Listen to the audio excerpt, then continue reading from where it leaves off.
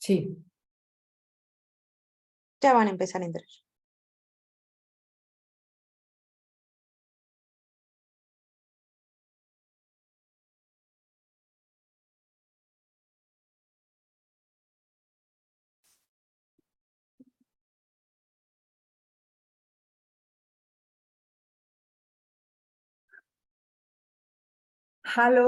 Hello everybody.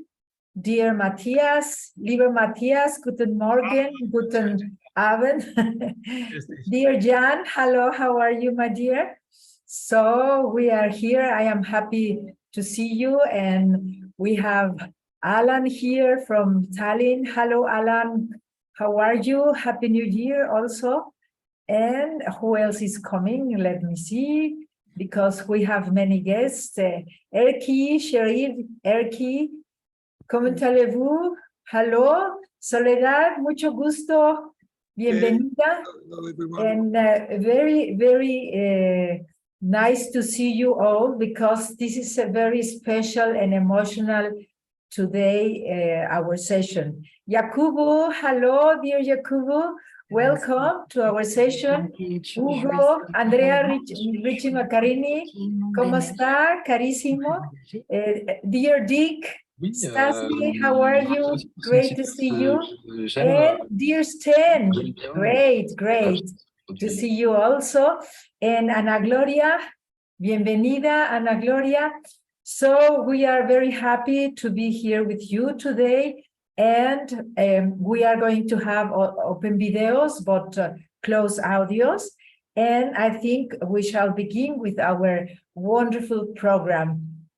So now we are from several points of the world, from Germany, from Czech Republic, from Estonia, from Sweden, from Houston, from Cesena, from Argentina, from Paris, and Jacobo from London, and lieber Professor Jürgen Wendler, willkommen, also Professor Jürgen Wendler from Berlin. So it's great to see you all, and thank you very much for joining us.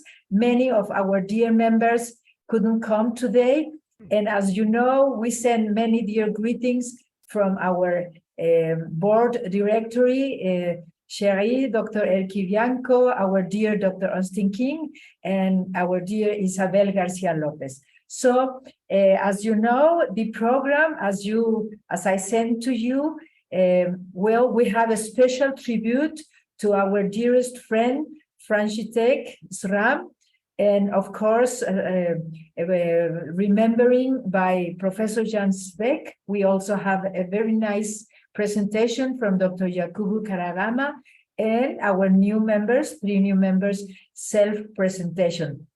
So we shall begin with our program, and I welcome you. As you know, we are now in the world with many activities, not only virtual, like we had in the pandemic time, but also we have many face-to-face, and of course, Collegium Medicorum Theatri is present all over the world with our dear CoMeT members. So I welcome you, and please enjoy our presentations. So the first thing is the tribute from Jan Svek, and I, as everybody knows, of course, Professor Jan Svek, a dear friend from the Czech Republic, and he's remembering our dear František Schramm and his contributions. As we know, Jan Svek is PhD.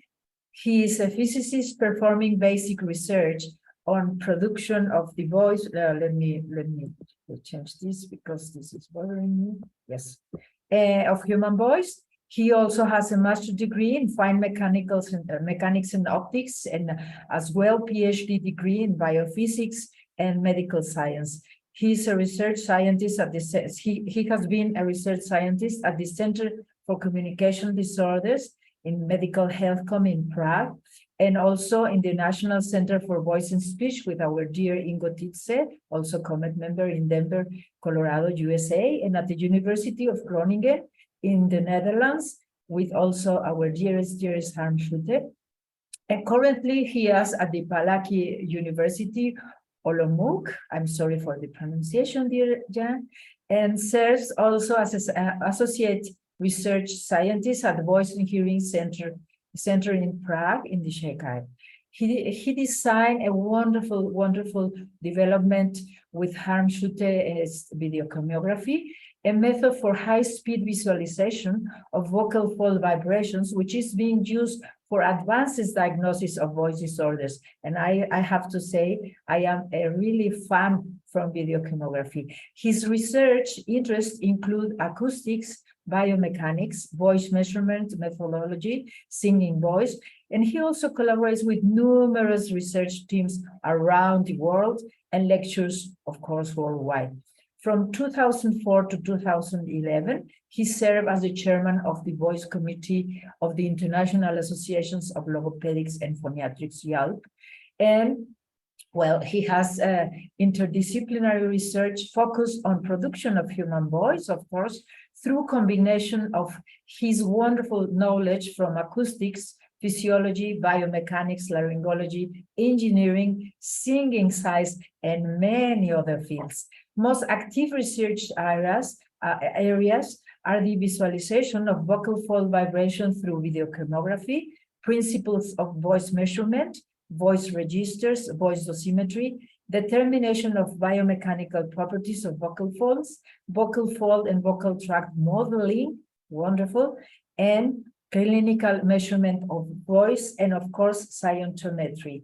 So I welcome you, dear Jan, and I am very pleased that you could make this tribute to a great friend, František Stram. Thank you. Dear colleagues in CoMeT, about a year ago, we lost our dear friend, colleague, and gentleman, František Schramm, and I'd like to say a few words about him. František was born in Nové Město nad Metují in 1935. That's a small town northeast of Prague.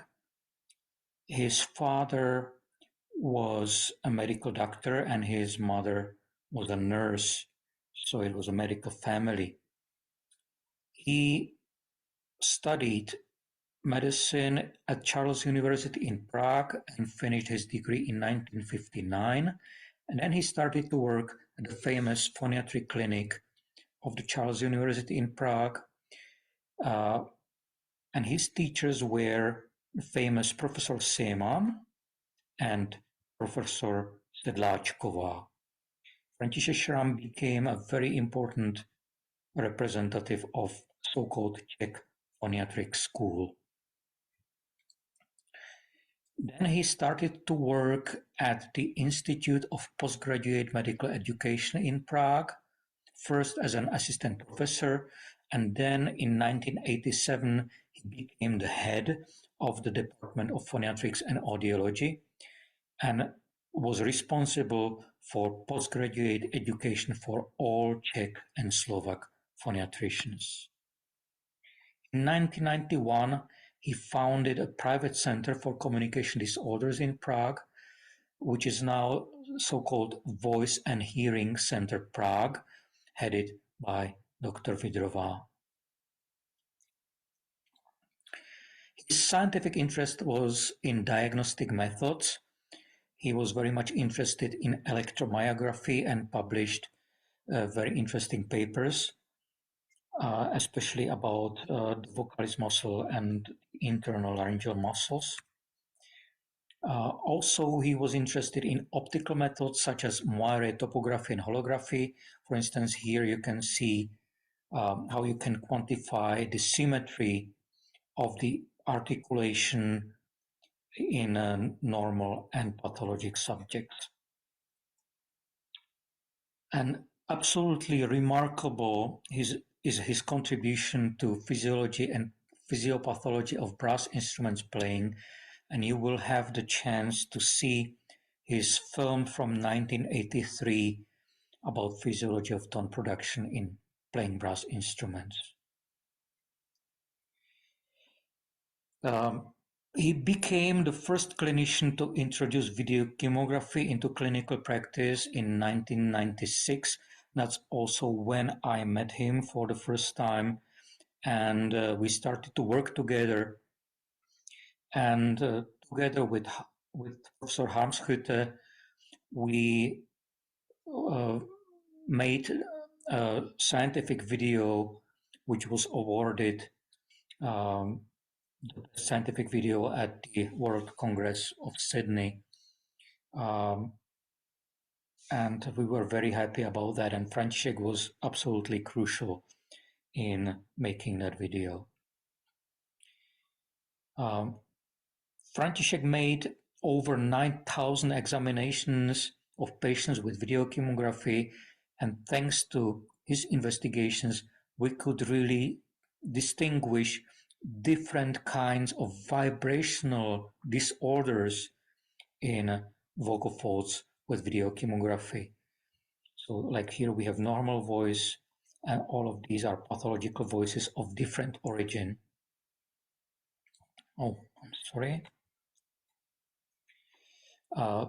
Thanks to František, we were able to distinguish 10 categories of vibration features, allowing us to distinguish the different causes of dysphonia. His last contribution to our field was a textbook chapter in the book of phoniatrics, and we have the video chemography chapter in there. František was very active in professional organizations.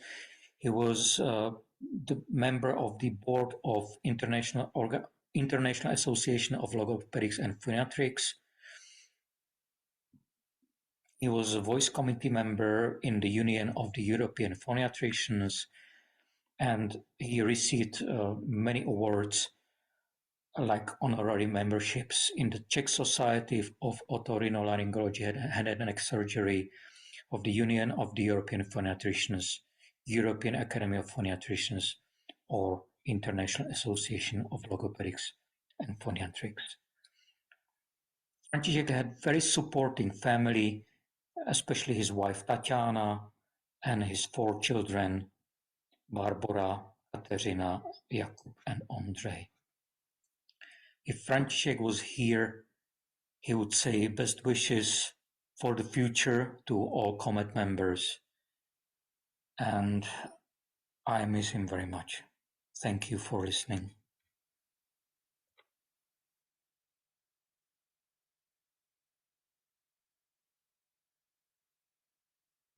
Now we shall have the tribute showing his wonderful video, Physiology of Tone Production in Playing Brass Instrument, that he made with Sedlalek and Hosa. Let's enjoy that. Thank you.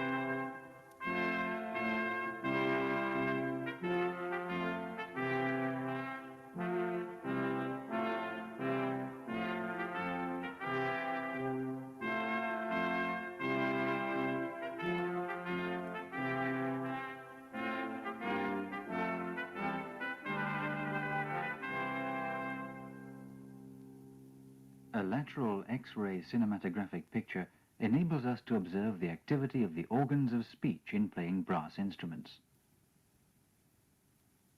The position of the lips and jaws, the position of the tongue and the soft palate,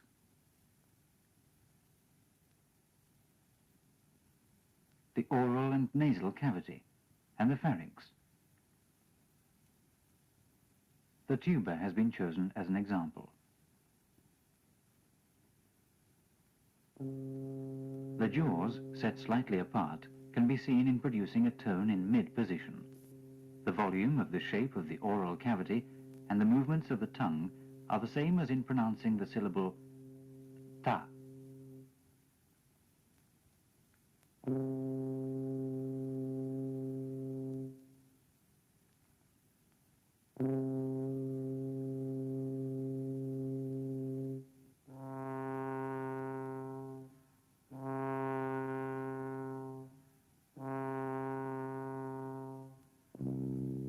In producing a low tone, the jaws are set apart. The tip of the tongue is lowered and the back of the tongue is raised. The mouthpiece is put to the lips only gently to enable a free movement of the lips.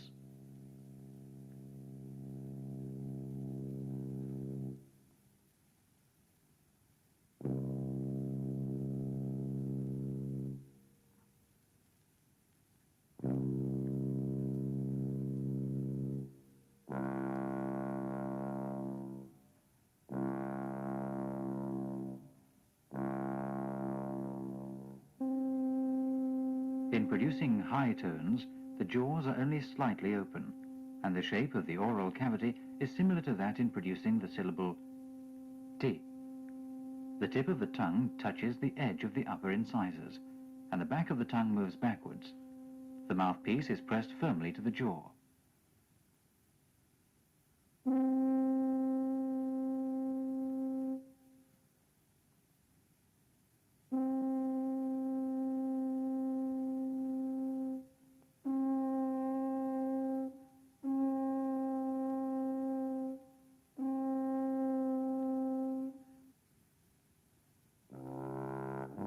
Since the 17th century, music teachers have made use of auxiliary pronunciation syllables in playing practice. For example, ta, yi for the rising tones, ti, ya for the falling tones.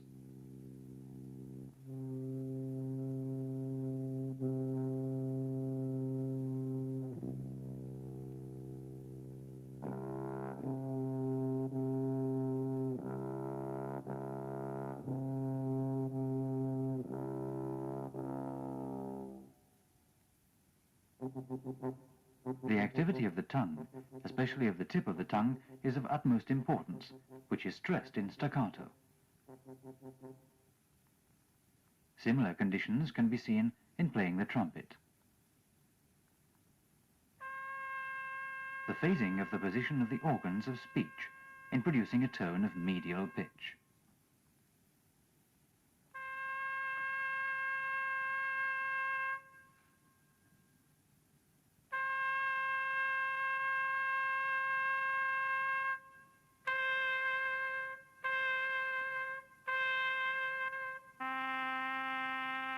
In producing a low tone, the tongue is slightly raised again.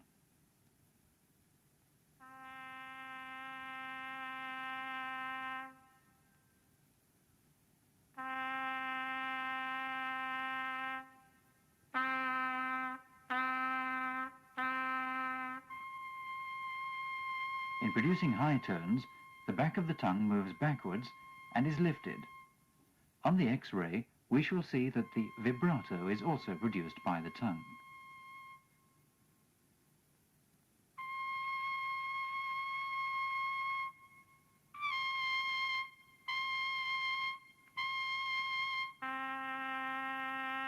The influence of the changes in the tone pitch on the position of the organs of speech.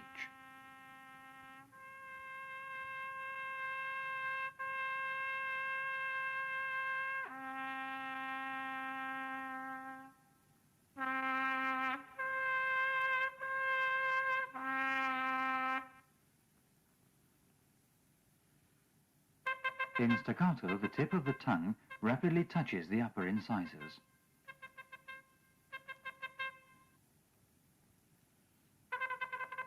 In multiple staccato, the back of the tongue moves rapidly up and backwards. Intermittent illumination during microstroboscopic investigation enables us to observe the apparently slowed down motion of the lips. The tuba player produces the primary tone by means of a mouthpiece, which corresponds in diameter to the original mouthpiece of the tuba.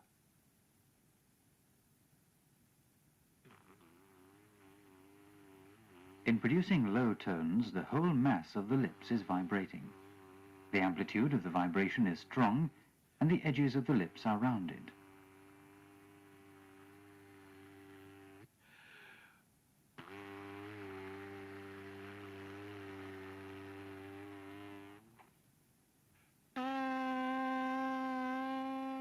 In producing high tones, the amplitude of the vibration of the lips is considerably smaller. The edges between the lips vibrate most.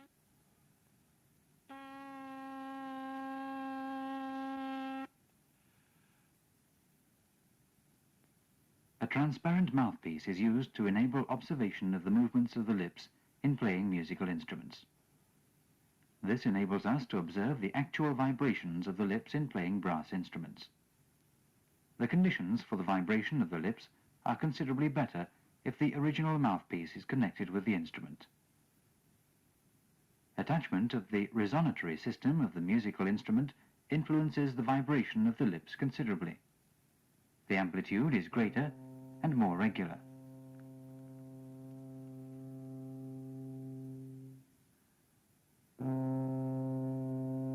In producing a low tone, the movements of the lips are great not only in the vertical sense, but they are actually sucked into the mouthpiece when open, and they close for a very short period of time.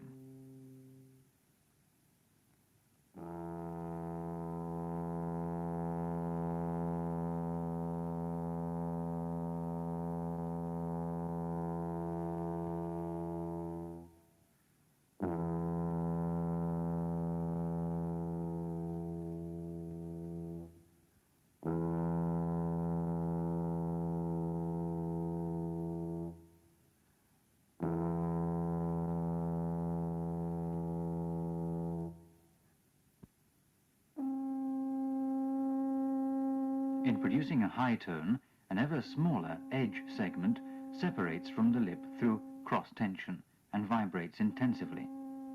The vibrations of the peripheral parts of the lips are smaller and are suppressed by the actual vibrating segment.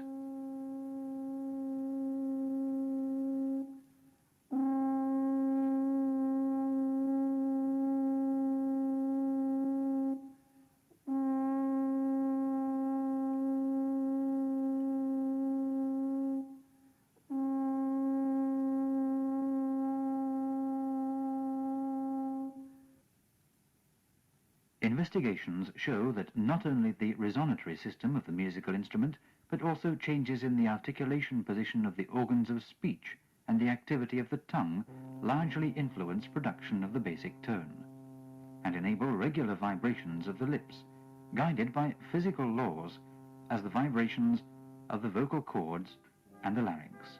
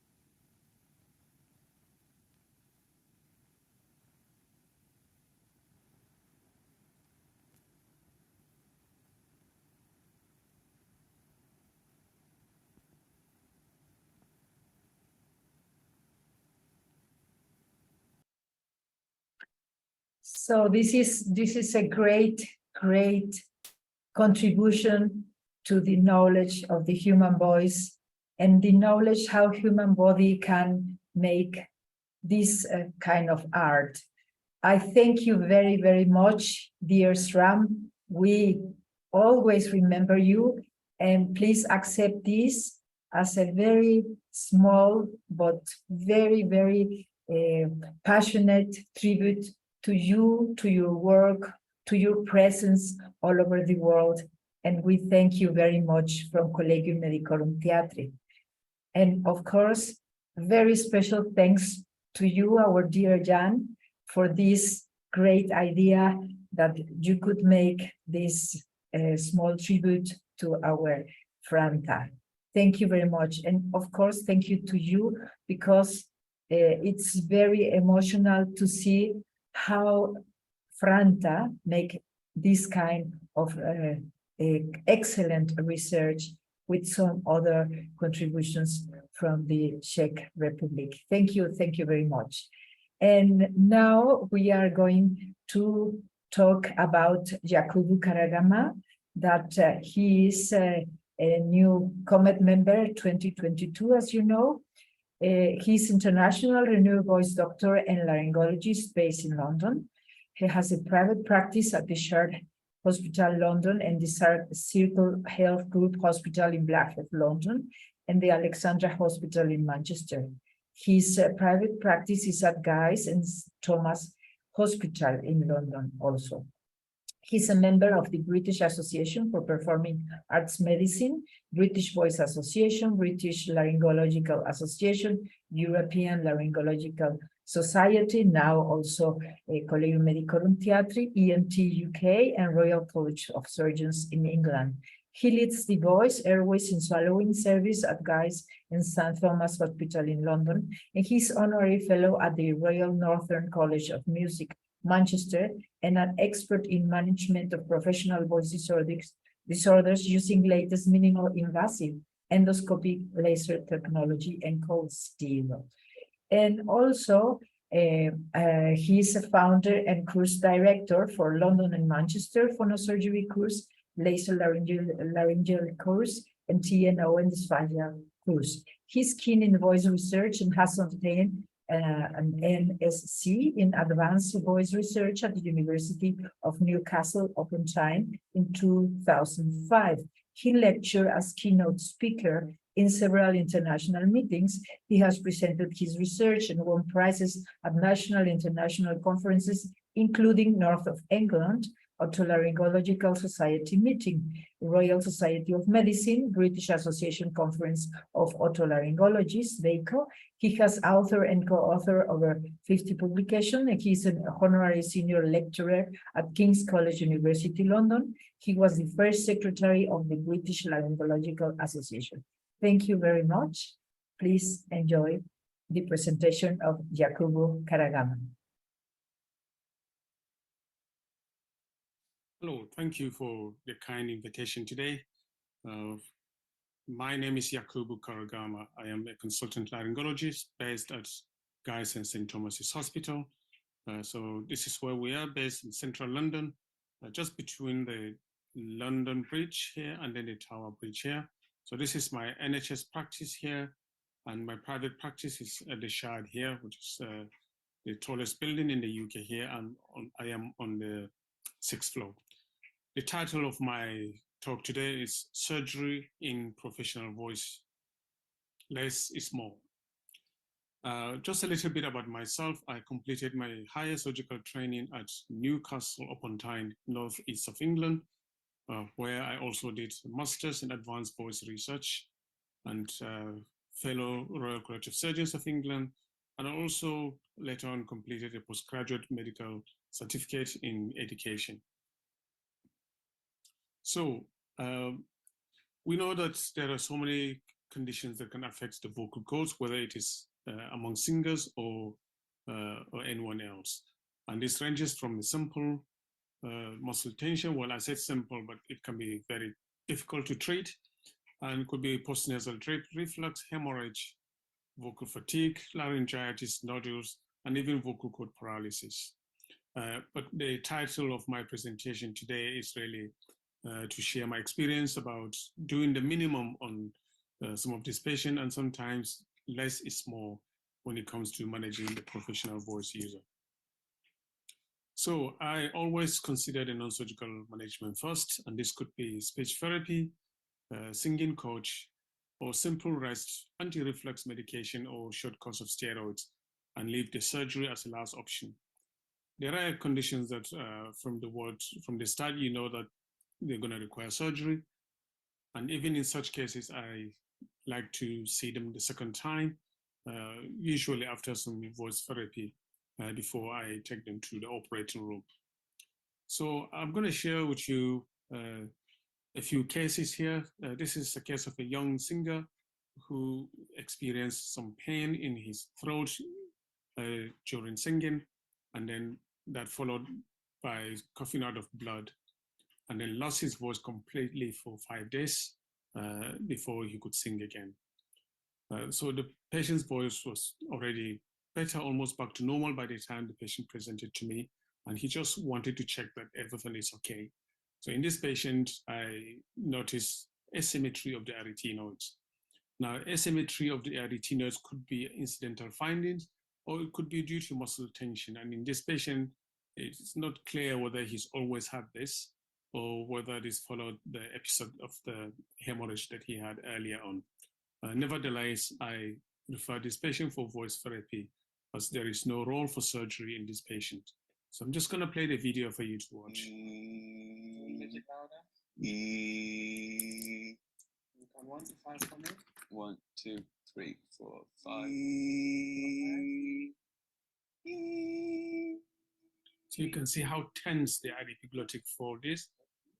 You can see there's some asymmetry of the arytenoids as well. So whether at the high pitch or low pitch, the presentation is similar. However, this patient feels his voice is much better. The next patient, again, is a young singer who lost a high pitch range and could not sing for 12 months. So she went to see an ENT doctor who referred her to voice therapists and prescribed anti-reflux, but still there was no improvement. And he noticed a small hemorrhage on the left vocal cord, and he took the patient to theater. But unfortunately, due to very difficult neck access, he could not complete the surgery, and he referred this patient to me for an office procedure.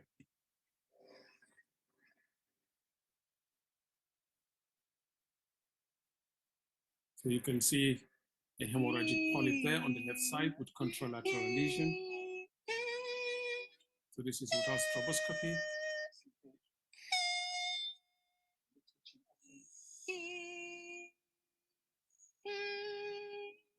So stroboscopy, you can see it's much clearer what the problem was. So sometimes these cases may be due to an underlying sulcus, or it may just be that the patient had laryngitis and they continued to use their voice with that, and it developed into a persistent varices. So you can see over there, and there is a contralateral lesion. So I did KTP laser on the local anesthetic via transnasal oesophagostomy with local anesthetic.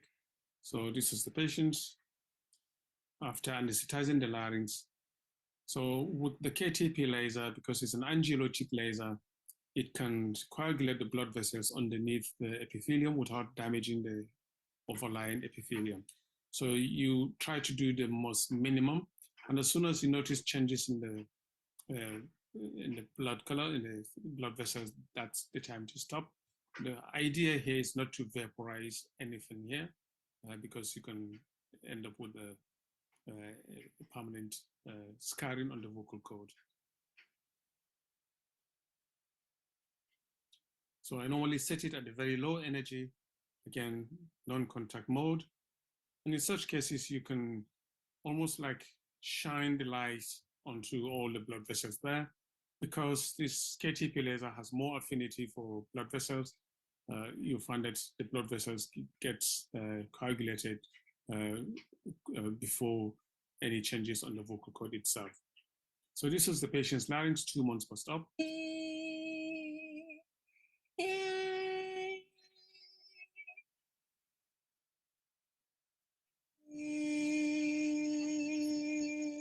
So there is a very small, tiny blood vessels there. But again, as I said to you, sometimes less is more. And I didn't need to vaporize the whole lesion. And when you look at it, 6 months, the tiny little blood vessels have disappeared. So this was the patient's larynx 6 months post-op.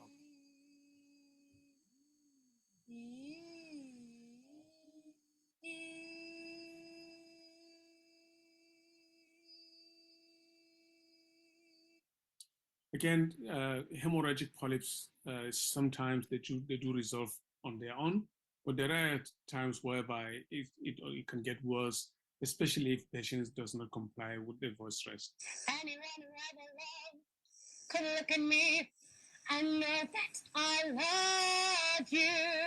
So this patient has left hemorrhagic polyp with a small contralateral lesion. So at a close examination, you could see a small vessel in within the hemorrhagic polyp there. And this patient used the voice again, just talking, and the hemorrhage got worse, so I had to take the patient to theater. So this is the KTP laser. So I excised the hemorrhagic polyp with cold steel, and then went in with the KTP laser to vaporize the dilated vessels there, as you can see. So you don't need to vaporize the tissues there, just coagulating it superficially at a distance will be sufficient. So this is what it looks like 4 months post-op.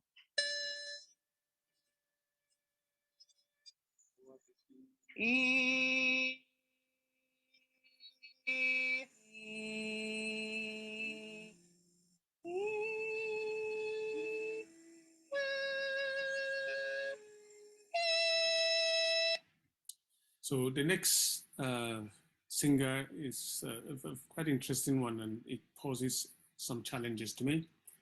So this patient had hemorrhagic polyps both sides, but the right hemorrhage was worse, and this was even after not using the voice for about a year.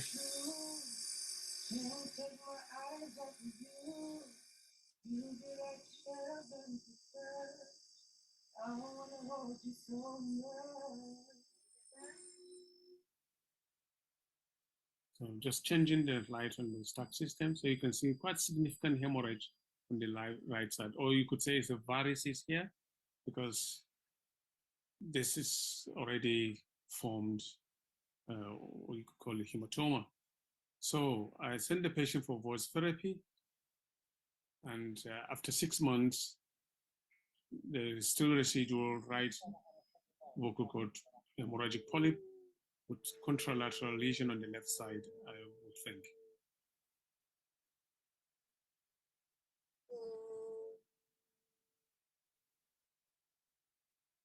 And so I proceeded with blue laser in the office under local anesthetic. This was in January 2021, so it was at the height of the COVID pandemic. Hence, we are in our PPE here, you can see. So again, with the blue laser, it is similar to the KTP laser. It's an angiolytic laser.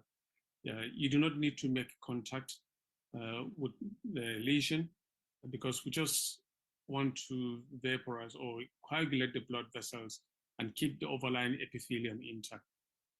And really it's putting at a very low energy, and a few millimeter distance from the lesion will be sufficient in this case. So because it was a significant polyp, this hasn't gone completely, and I was careful not to overdo it. So you can see the right side here, 1 month post-op, it's a lot better. The left side, there's still some residual hemorrhagic polyp there. So I sent the patient for further voice therapy, and this was one of the sessions in the voice therapy.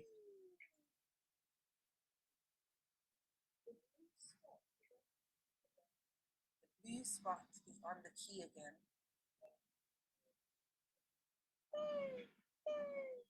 So this was my speech therapy, going through some sessions with the patients. Oh.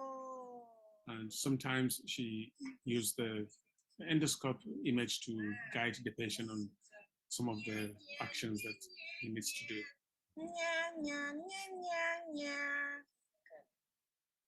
I heard that you settled down and you found a girl and you're married now.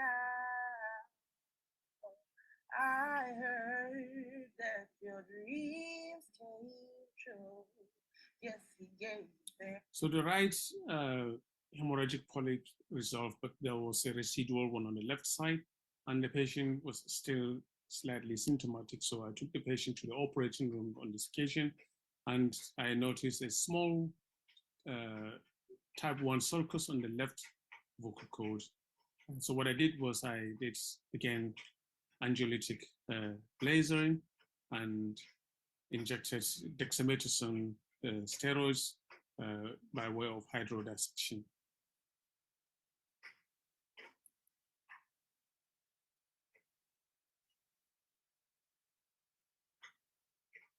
So you will notice that the right side is completely resolved over here. And at the beginning, the right side was the worst, and then the left side was the lesser of the hemorrhage. However, I found a very small sulcus on the right side, on the left side, sorry. And this is the KTP laser, a very gentle superficial lasering. And this is the dexamethasone, which I injected into the Ranke space. So it's very important when you inject this that you are within the Ranke space, not into the ligament, which is why you have to go on a very high magnification. So you can use either a 27G or 26 or 24 needle. So I'm just palpating to see, and the epithelium is completely lifted up away from the vocal ligament. And this is the patient's larynx 6 months post-op.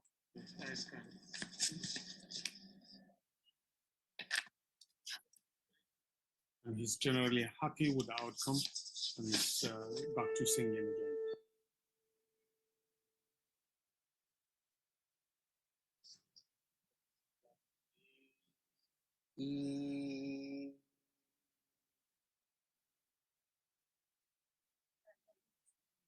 Come on over, stop making a fool out of me. Why don't you come on over, Valerie? So in conclusion, there are many approaches when it comes to managing the professional voice users. This could be conservative or surgical, a combination of both. And often you are going to develop a long partnership with the singer, and tailored surgery may be the best way forward in such cases. But a word of caution is not to offer that as the first treatment, even if these patients are going to require surgery. It's good to involve the speech therapy, the singing coach, and to have a look and examine the larynx on a second visit before you take them to an operating room. Thank you very much.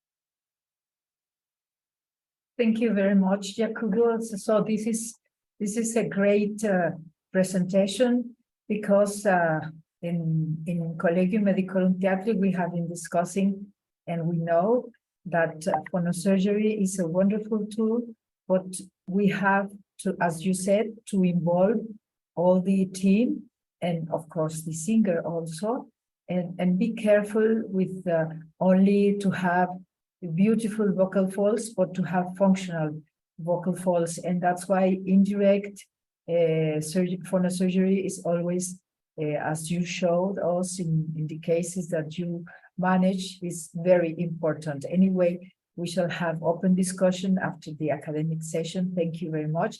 And I may welcome Alfonso Borragan, Isabel Lopez Garcia, y Victor. Victor is a very great friend. He was 2 weeks before SRAM went away and passed away, and he is also with us today, Victor Shobrok. Welcome. And also, I would like to say hello to Antoine Jovan from Marseille. He's also there. Dominica Iris Rodriguez from Argentina, our dear Tom Harris from England, Marco Fantini from Italy, Silvia Capobianco from Italy, and Mariella. So we shall keep on with our program, and please prepare your questions, because we are having, after the academic session, the live discussion as long as you want. And I thank you very, very much, Jacobo. It was a wonderful presentation. And Professor Jürgen Wendler said that Franta was somebody special. He was all the time smiling. He was a wonderful person, and really I enjoy very much every time I talk to him also. And well, we are many good friends from Franta and from Jan and from Harmschute, and we thank you very, very much. Anyway, we shall discuss the technical things afterwards. So let's keep on with our session, and thank you very much, Rosa Maria, Hartmut, Lalis, to be here with us today in this wonderful session. Please keep on with the program.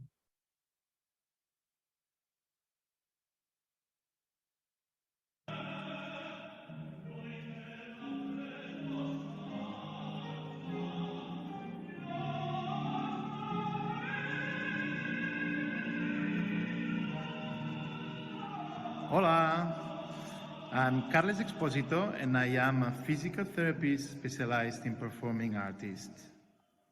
I work in Palma de Mallorca, in Spain, Europe, in my own clinic called Physio Tadeo for already 7 years, and I work at the same time teaching at the Conservatory of the Balearic Islands, Conservatory of Music of the Balearic Islands, teaching body awareness for mostly singers, but also instrumentalists, and those singers are classical singers and jazz singers. At the same time, I teach at the University of the Balearic Islands in the Bachelor of Physiotherapy, teaching relaxation techniques and trying to talk about performing artists and their injuries and their problems. I have the pleasure to have joined that incredible faculty team on that training called Dall'Aria all'Audizione, which is a training for young classical singers who want to get ready and to prepare for calling on auditions. And we are working, I try to bring some science on the artistic knowledge of the voice, and I am doing this with that incredible team that you are going to see in the next picture. In my office, I do the larynx manual therapy, and at the moment I'm studying speech and language therapy. And this year we have started a research team, an Italo-Spanish research team, including Alfonso Barragan, Dario Strangis, Archimede P, Irene Mezzacapo, Jessica Solenegri, Carmen Paula Romero, Maria Borragan, Ruth Suarez, and myself. So it's a team made by a phoniatrist, several speech and language therapists, several singers, and a physiotherapist. And its aim is on researching and trying to help voice users on how to improve their sensations and their use of the voice. It looks fun. I love eating. I like to play theater, what I do quite often. And on my free time, I like to play hockey, something that I did for so long time in competition, and now I am just playing for fun.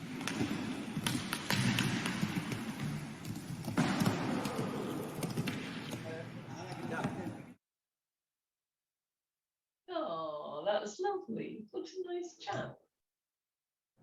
So this is the presentation from Carles Exposito from Spain. Welcome, new member 2022. And now we go to Silvia Capodiampo. So I come from a small city called Pavia, which is a 30 minutes drive from Milan in the north of Italy. And it is also where I studied medicine and surgery, graduating in 2019. While I was studying medicine in Pavia, I had the absolute luck of studying at Collegio Ghislieri, which is a university college hosting students for over 4 centuries. And in 2021, I moved from the little town of Pavia to Pisa, which is more known for the Leaning Tower, and I'm currently here, enrolled at the 3rd year of residency program in audiology and phoniatrics at Pisa University Hospital. As I guess many among you, my passion for voice, and the artistic voice specifically, stems from my passion for singing. I have been singing since I was a little girl, but when I was enrolled at my 2nd year at university, I took singing to the professional level, specializing in the early music repertoire and singing mostly as a chorister. I have been singing in a number of choirs, but the choir where I grew up as a singer is called Coro e Orchestra Ghislieri, which is resident in my university college. It is a professional choir and orchestra specialized in the 18th century Italian sacred repertoire. With them, I have been traveling throughout Europe, juggling medicine exams, concerts, and rehearsals. And we sang, among others, at the Berliner Philharmonie in Berlin and at the Concertgebouw in Amsterdam.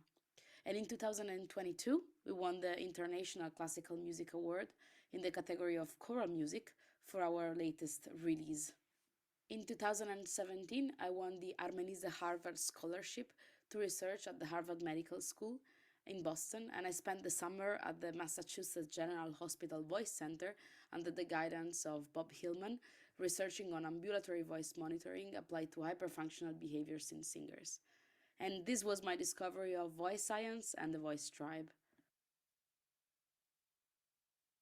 When I came back to Italy that autumn, I met a great mentor of mine, Dr. Orietta Calcinoni, and together with her, I mixed pretty everything I liked in a research project in collaboration with the engineers at the Politecnico University in Milan on a device composed by a dosimeter developed with the help of the Harvard group, coupled with respiratory bands, which was tested on my own Coro Ghislieri.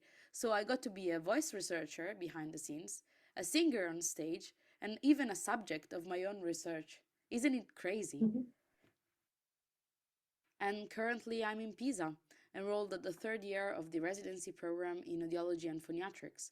I'm learning a lot, also not to be too serious, from my tutor, Dr. Andrea Nacci, and I'm currently researching on early markers of neurodegeneration from the acoustic signal, on laryngopharyngeal reflux and singers, which was also my graduation thesis, on the electroglottograph, and I'm still carrying on my singing passion by acoustically characterizing the early music singing style.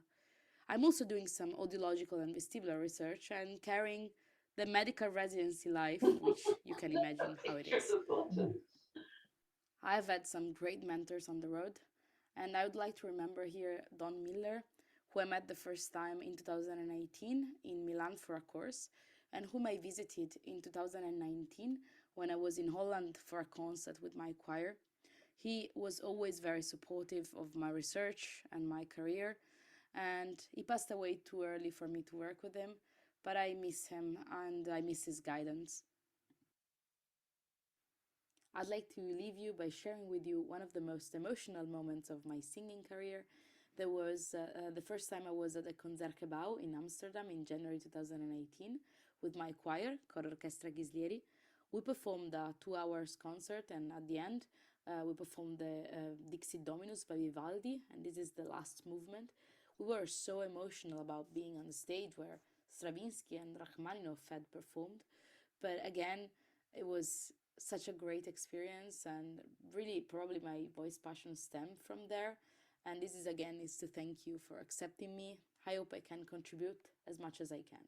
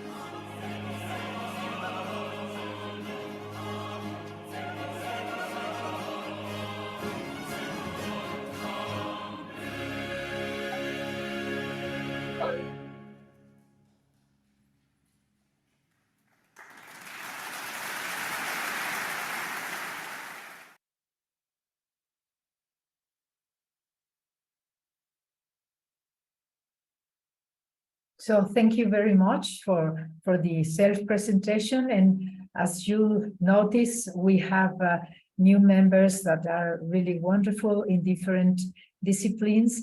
And this is Collegium Medicum Theatri, where the art and the science are together. Now we shall hear our Ana Gloria Ortega from Argentina, sorry, and we shall see her video also. Thank you.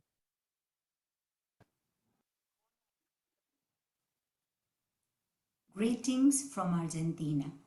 My name is Ana Gloria Ortega. I live and work in Mendoza, Argentina. Mendoza is a city near the Andes Mountains, and it is one of the world wine capitals. We have a famous Malbec wine here. I am speech therapist and evocologist. My PhD is from the University of Museo Social Argentino in Buenos Aires. In addition, I studied singing, guitar, and music at the University of Cuyo School of Arts and Design. I participated as a choral singer in the Mendoza University Choir during many years.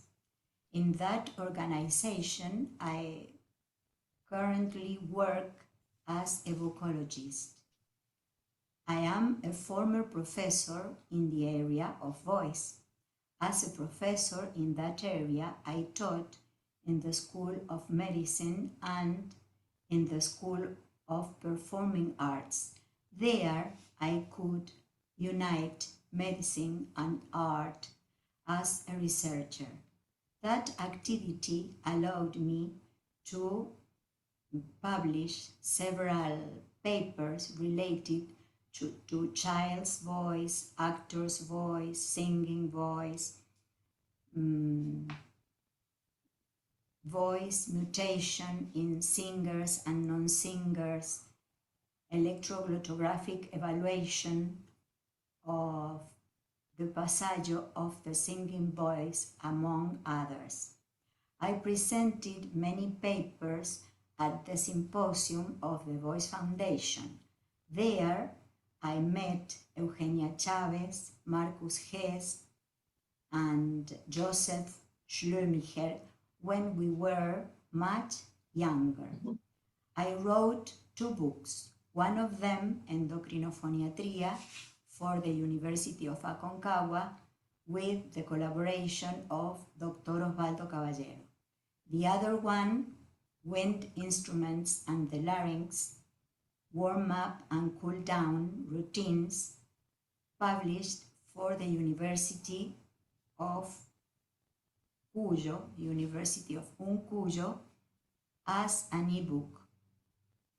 I currently work in my private practice in the Godoy Cruz Ear, Nose and Throat Clinic. There, in that practice, I work in the area of vocal pathology and in the training of speakers, singers, actors, and teachers. So I also work in the area of professional voice. I collaborate with the diagnosis of vocal pathology through laryngeal electroglottography, applying specific techniques that I developed for my doctoral thesis. I am very proud. I feel very happy, and it is a great honor for me to become a member of CoMeT, where I hope to contribute with my clinical experience. Thank you very much. See you soon. There's a nice lady too. Thank you very much. And well, welcome Silvia Capobianco from Italy, Ana Gloria Ortega from Argentina, and Carles Exposito from Spain. And as you know, sorry, collegium come from the verb colligere, join, dedicated to learn. So Collegium Medicorum Theatri is wonderful group of experts in different areas of the artistic voice. And this is why it is wonderful to be together, and do not forget the next meetings and activities that we are having. Of course, it comes the first celebration that I invite you all to have an interactive celebration of Hearing Day. Because as we know, the World Health Organization and our dearest CoMeT member, Katrin Newman, are motivating that all the experts in the can keep some collaboration in order that the population is aware of the important issue that it is hearing. Then we have our second 2023 online academic session, and this is the 1st of April.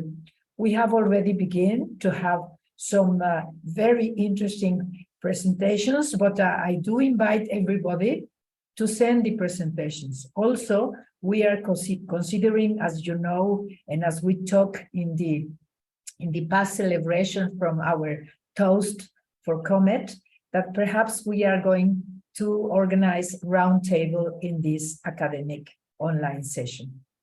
And then comes one of the great ideas of our dearest membership secretary, Isabel Garcia Lopez, to organize also for the population a special celebration from CoMeT to give honor to the World Voice Day. Then we shall have, this is in preparation. If you want to take part, please let me know as soon as possible. Isabel Garcia Lopez is preparing the program or the organization. It's going to be virtual, of course, because we are talking from all over the world. The next CoMeT session, joined with the Union of European Phoniatricians, our dear friends, we are celebrating the 30th Congress in Antalya, Turkey, with Professor Haldun August, that is also CoMeT member. He is the president from this Antalya Congress, and also Professor CoMeT from Finland, that he's the president of the Union of European Phoniatricians. Everybody is welcome. It's a face-to-face Congress. There are about 27 CoMeT members taking part on this Congress, and the CoMeT session is under preparation. This wonderful Congress is going to be from the 27th till 30 April 2023 in Antalya. And if you are interested, please write to me, or of course you can go directly to the webpage. And then we have our third online session from this year. It's going to be 24th of June. And I would love to have all CoMeT members taking part with their wonderful presence in this session. We still are open to all the proposals, and of course your presentation and your presence is very welcome and it's honored.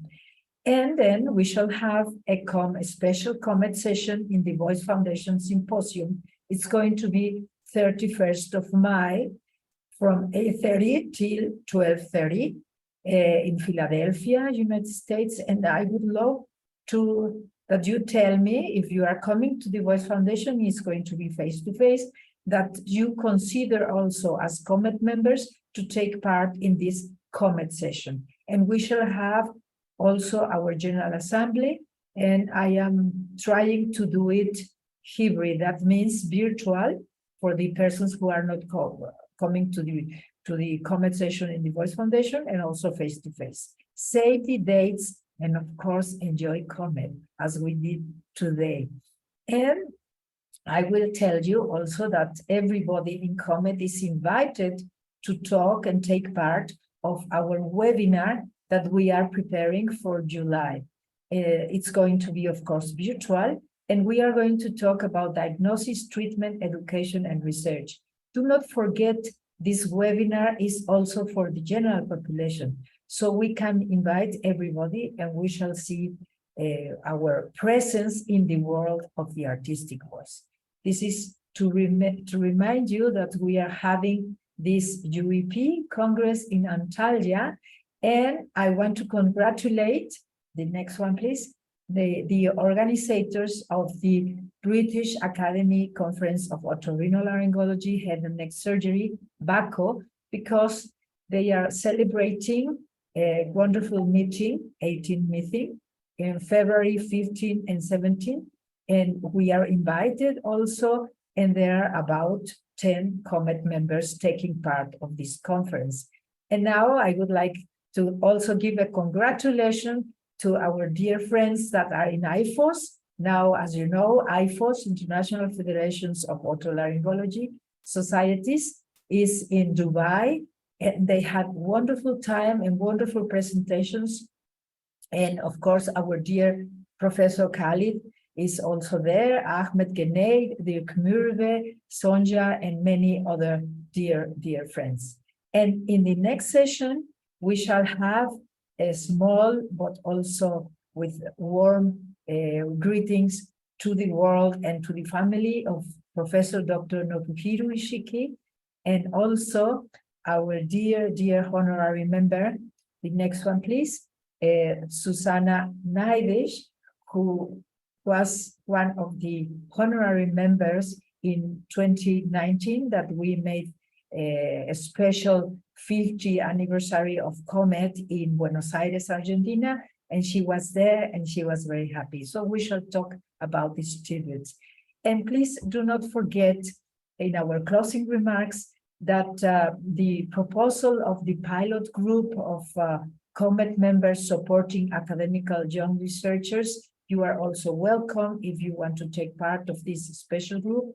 And also we were thinking of having a directory of performing arts groups. That means that each CoMeT members who is working with several professionals in a group, like our dearest Richard Dick Stasny in Houston, or Dirk Murve in Berlin, or some other CoMeT members, please let us know, because we are organizing this directory of performing arts. We are talking about CoMeT members.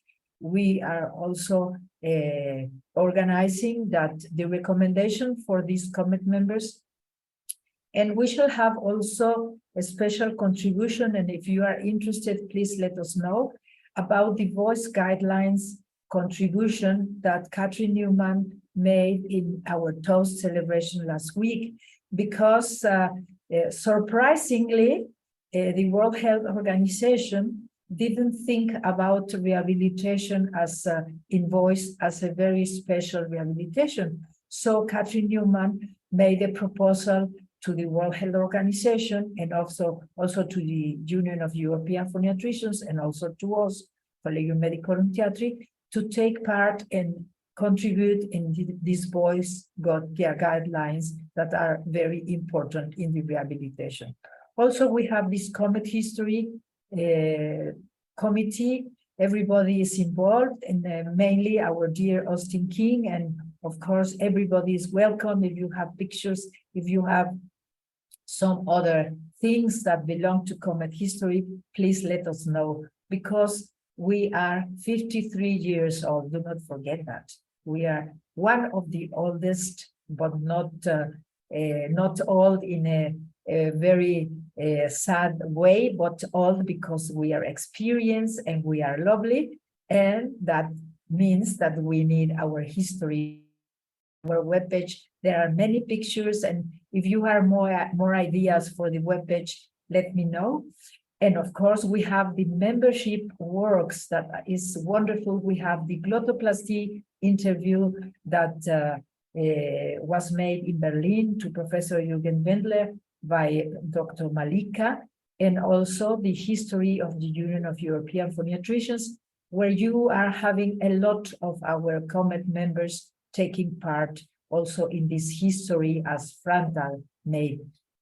And our committee of sponsorship that Dick Stasny is helping us. And please do not forget, we stay alive, even though there is pandemic, coronavirus, flight problems, climate change, or whatever political problems. We are a very special group and we are wonderful. And I thank you very much for being with us today. And do not forget, we shall see each other face to face or virtually, and we shall make our picture as always, of course. Oh, here's Joseph also with us, and let me see, Lalis, I have already said, and Victor Schrobok, thank you very much for your presence. And if you can, please open your videos.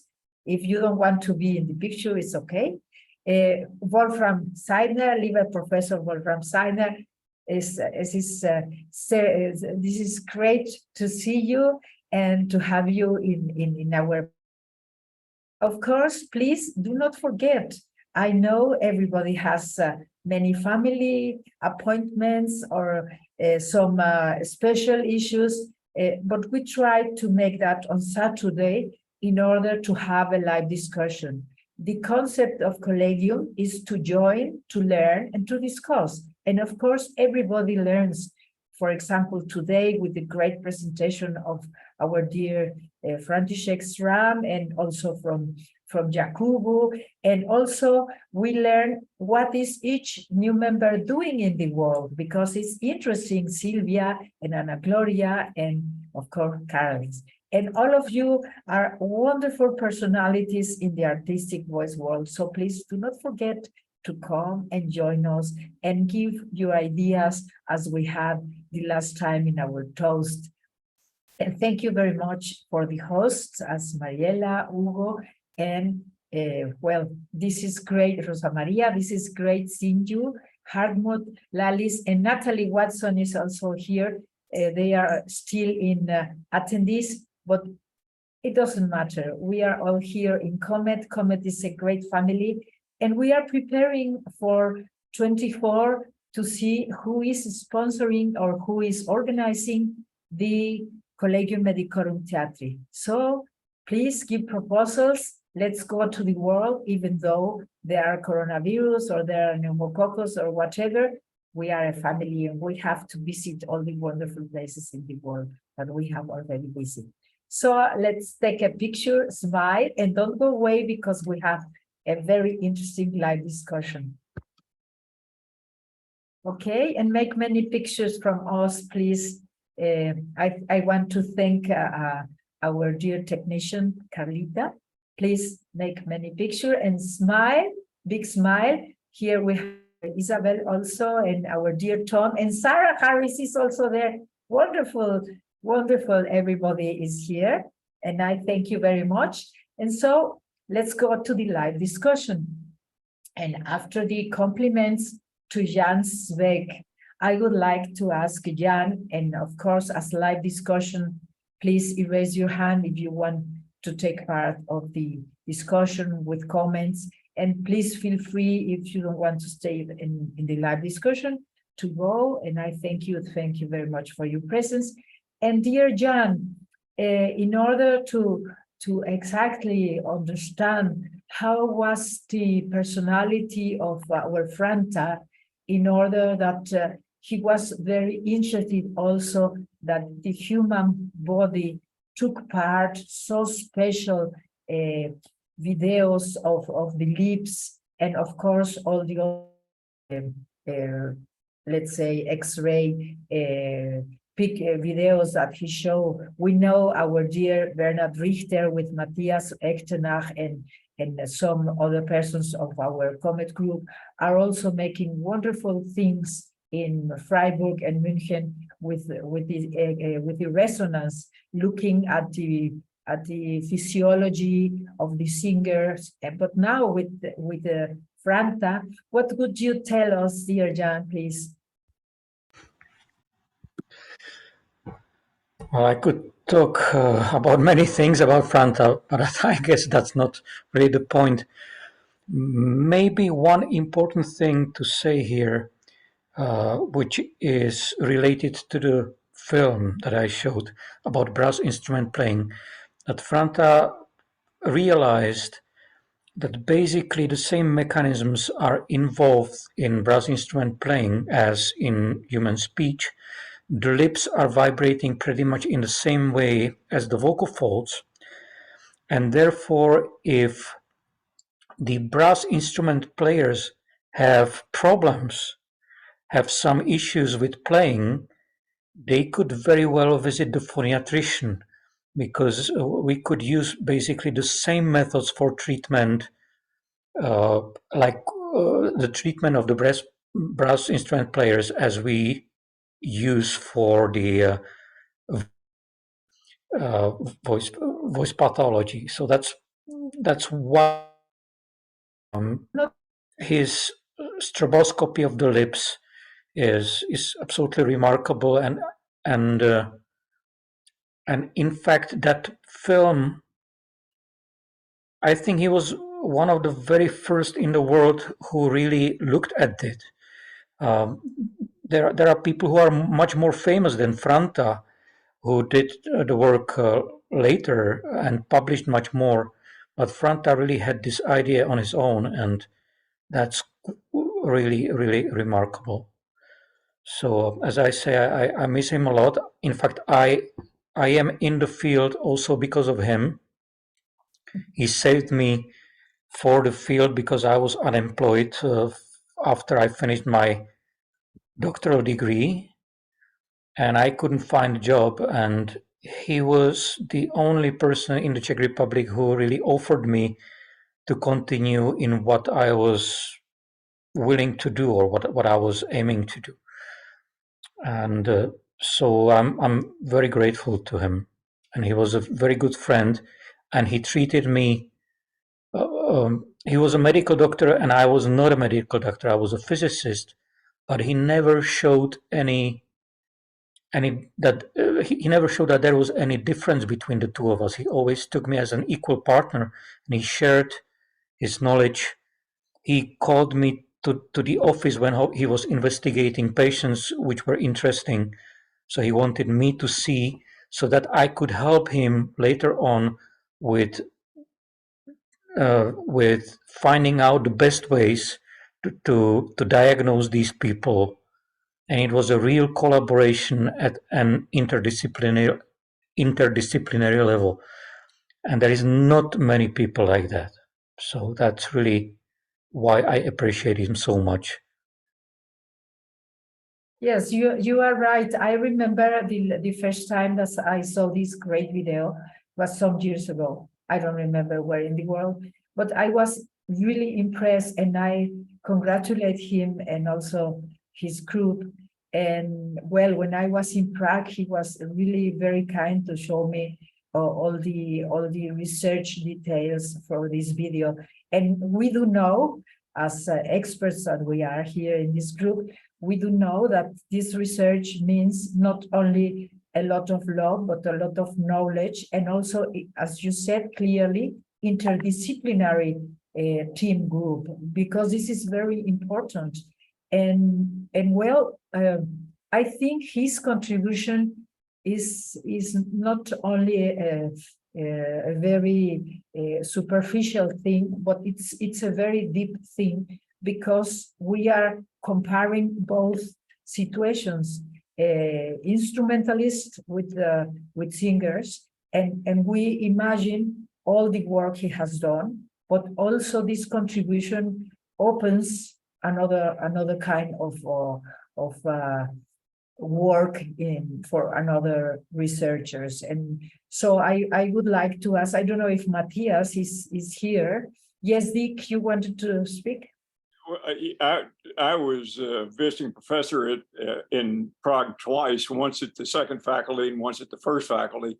And I love Charles University. It has a history that goes way back. And in Houston, we have brought a total of about 155 physicians from Charles University to the Texas Medical Center. for 3 months in many specialties, and just to show them the technology that we've used over here. And 30 years ago, I started doing video stroboscopies of the lips, and I've got videos I could put them on of horn players' lips and with an open mouthpiece, and the oscillator for brass musicians are the lips, and the resonator is the instrument. So it just moves it up a little bit, but it's fascinating to watch the lips, and I think it might be helpful if they have a dystonia of the embouchure. And then while Dr. Svek is there, I want him to translate my name, what my name used to be before my dad changed it. And can you translate that for everybody? Yes, it's great. That's neat. I have to. Šťastný nový rok. Yeah, Happy New Year. Happy New Year.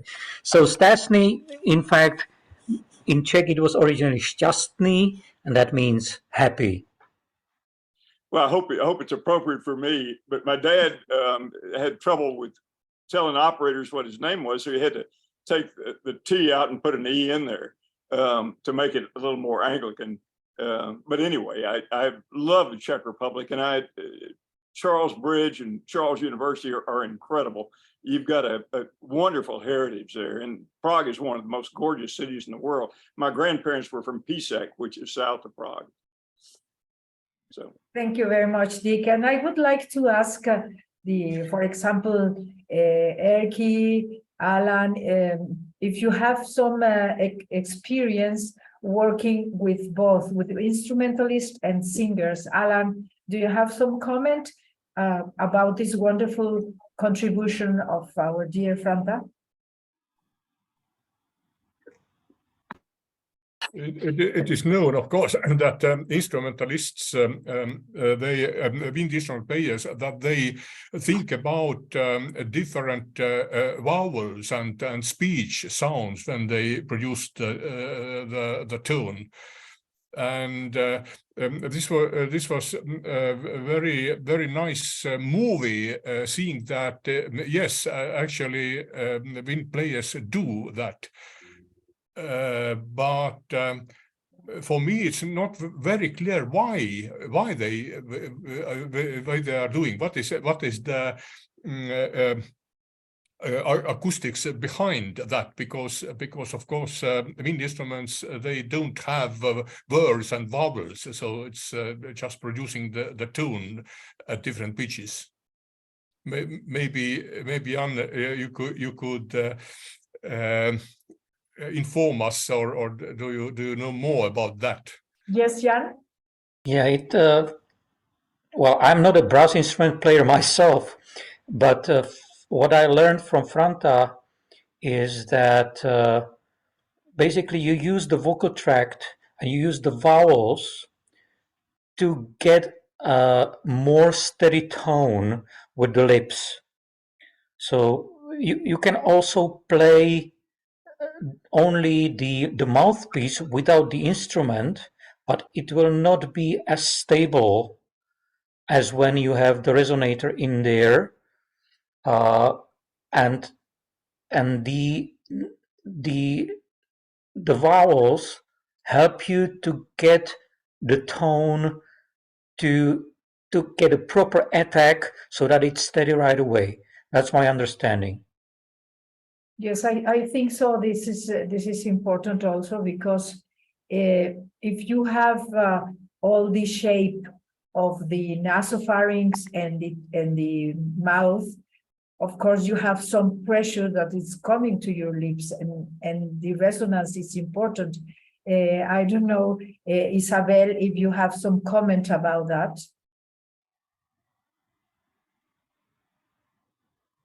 Your micro is closed, dear Isabel. Yes, actually, I would like to. I had a question for Yakubu, but yes, in that, in my experience is I have had some patients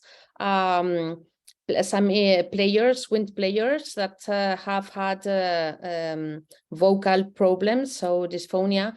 And for me, it's very interesting. I have the perception that not every single wind instrument uses the same technique to play. I mean, they can use like different techniques and different position, laryngeal position, and different resonator position, depending on the way that they are playing. I don't know how to explain. So it's quite difficult to. It's not like a very not every player has the same. Could have the same problems because they don't have the same technique regarding to the vocal instrument. This is my these are my questions. I don't know if this is already studied, or you think, Jan, this is sufficiently established. Yes, Jan.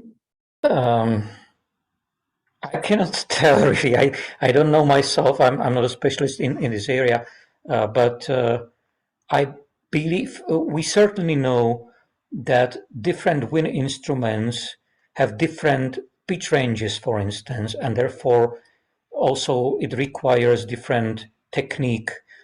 And some of the instruments use the vocal folds to get vibrato. I've seen some flute players, for instance, to really work with the vocal folds. And I think Josef Schlemicher has shown that also some time ago. I remember some of his presentations.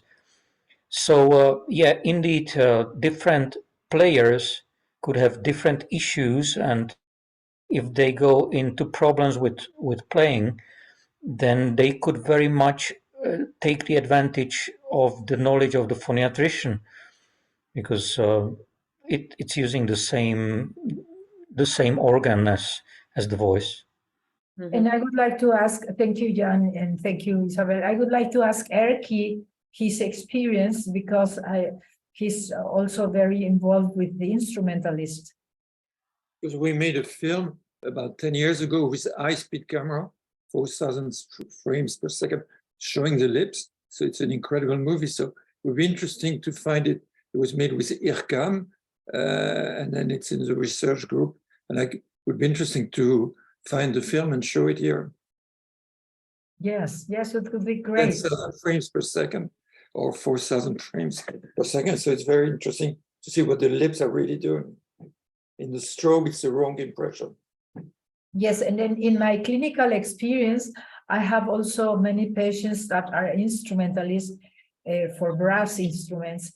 And well, we cannot forget there are also special conformation from shape from the mouth and from the teeth, and of course from the nasopharynx and from the larynx. So there are three different factors: that they are singers, that they have special phonatory system, and also that they are instrumentalists. And we had to examine our music teacher and the instrumentalist singers. We had to make many examinations in order to see what was the problem. Was the problem by speaking voice, by singing voice, or by playing the instrument? And we noticed that the first source of problems were the larynx, and then the other sources were also in a bad shape because that the larynx didn't work perfectly. I don't know, Andrea, if you have something to comment about this kind of patients. I don't have experience about instruments, but I have a question for the speaker regarding the atypical deglutition. When you have a pushing of the tongue between the teeth, what happens? Yes, Jan?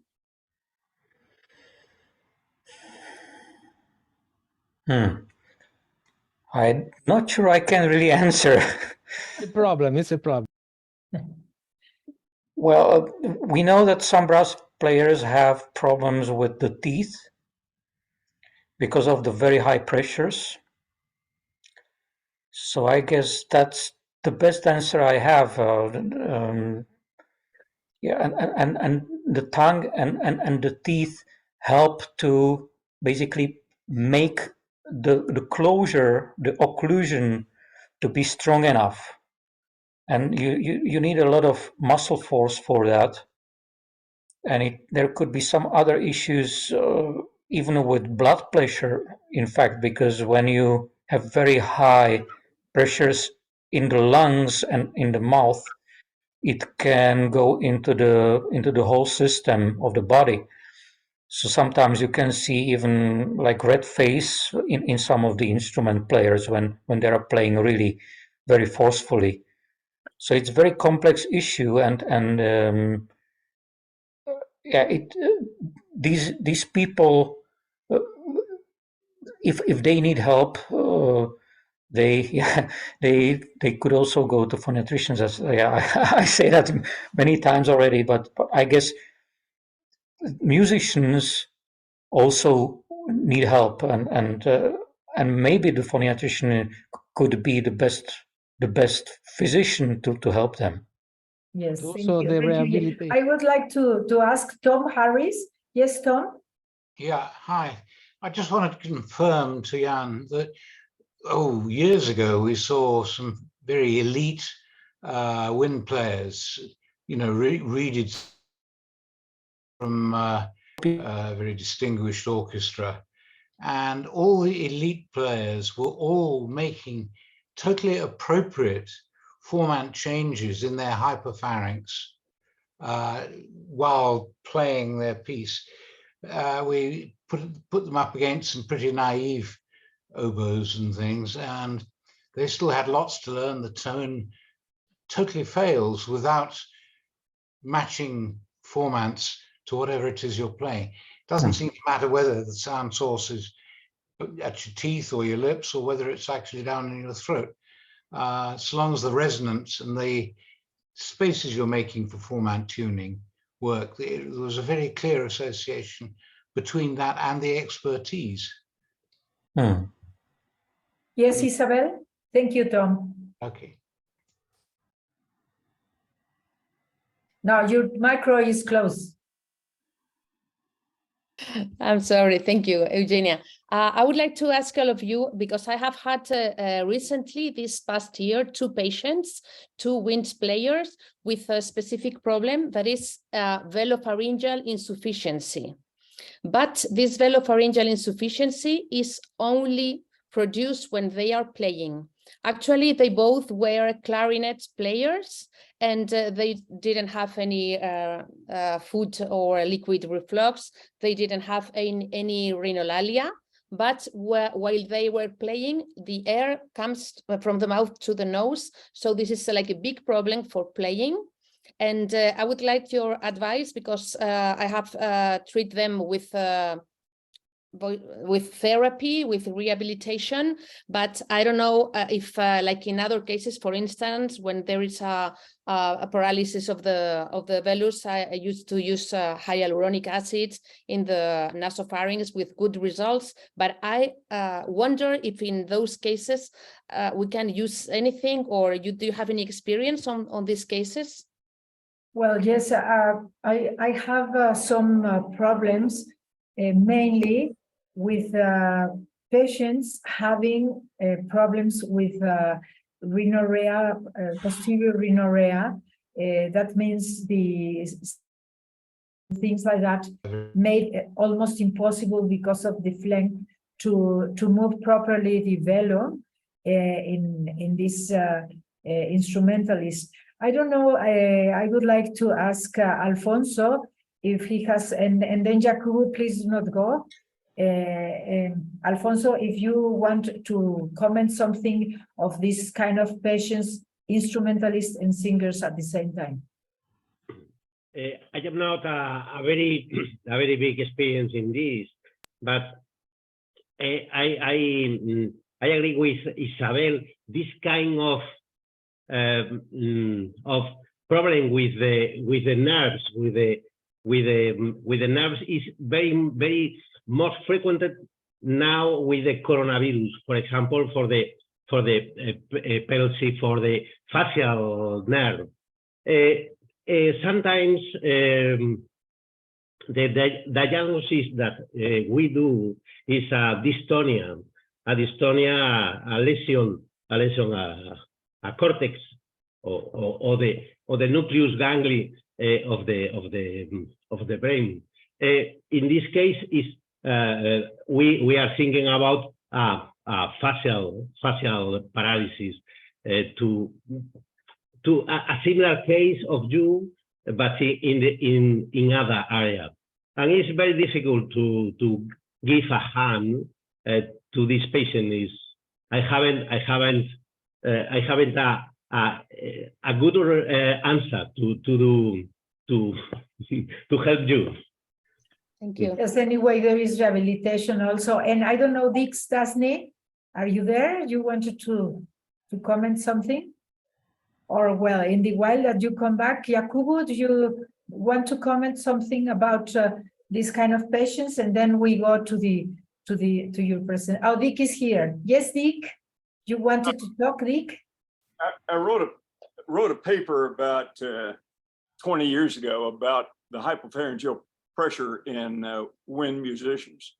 And we measured from the Houston Symphony, we measured tuba, trombone, trumpet, horn, and oboe. And the pressure in the nasopharynx is so great in the oboe or horn or trumpet that I wrote a paper saying that children before puberty should not play those instruments.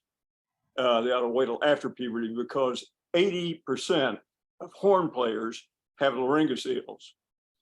And the principal horn for the Houston Symphony had at rest, his neck was 14.5 inches. When he played his oboe, it went up to 20 inches. So his shirts were always enormous to accommodate that.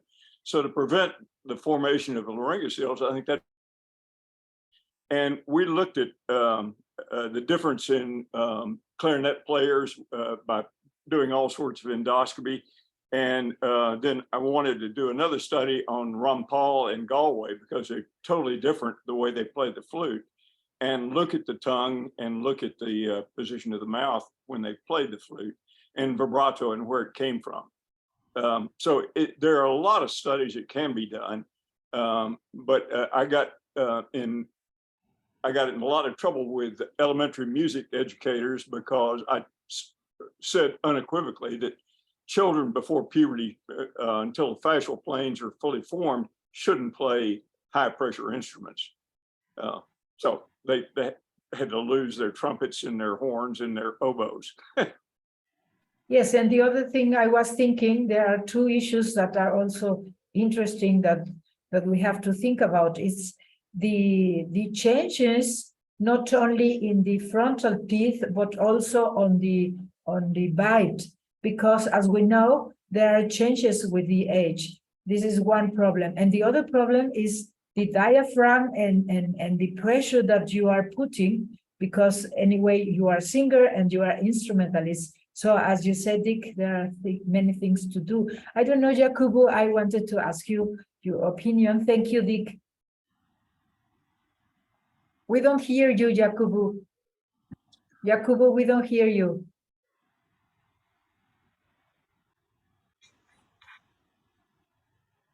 Uh-oh. No.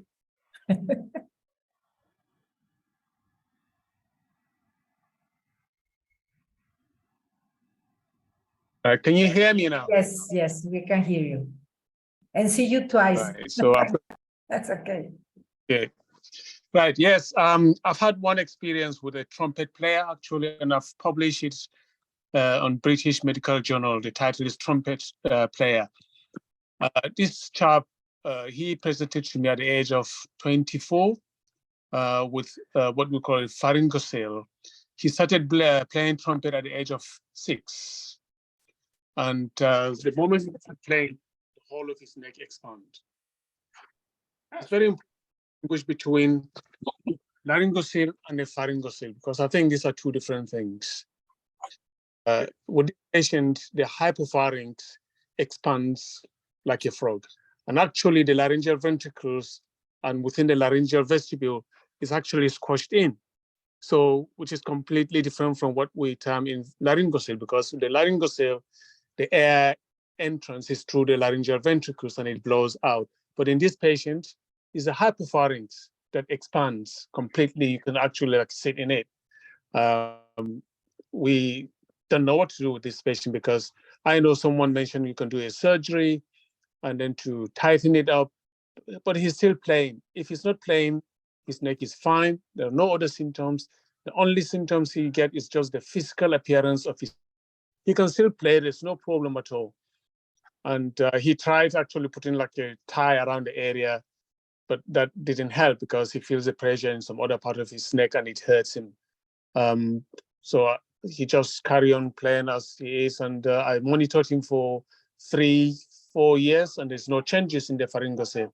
So I don't know if you guys have that experience as well, but that was my one experience with a trumpet player. But again, as one of you mentioned, it may be because he started too early, or maybe it's just a technique. And this is why the presentation before mine, I would be keen to know, is there anything that they can do to prevent the development of this pharyngocele, or in some cases, some of you have experienced laryngocele. And then last, it's important we distinguish between the two when we talk about laryngocele and a pharyngocele. Thank you. Thank you. Iris, do you want to say something or comment? Your micro is closed. Oh, hi.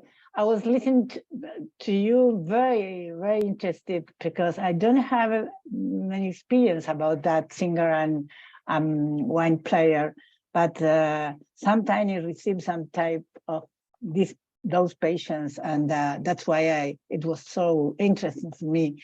I don't have any experience, Eugenia. Okay. Important experience. Thank you, Iris. I don't know if somebody else that I don't see here, if they want to speak about that, because I would like, if possible, that if somebody from our audience is, thank you very much, Jakubu. And also, Dick, before I forget, please, if you are so kind to send us the bibliography that you sent from this report, from this research that you made.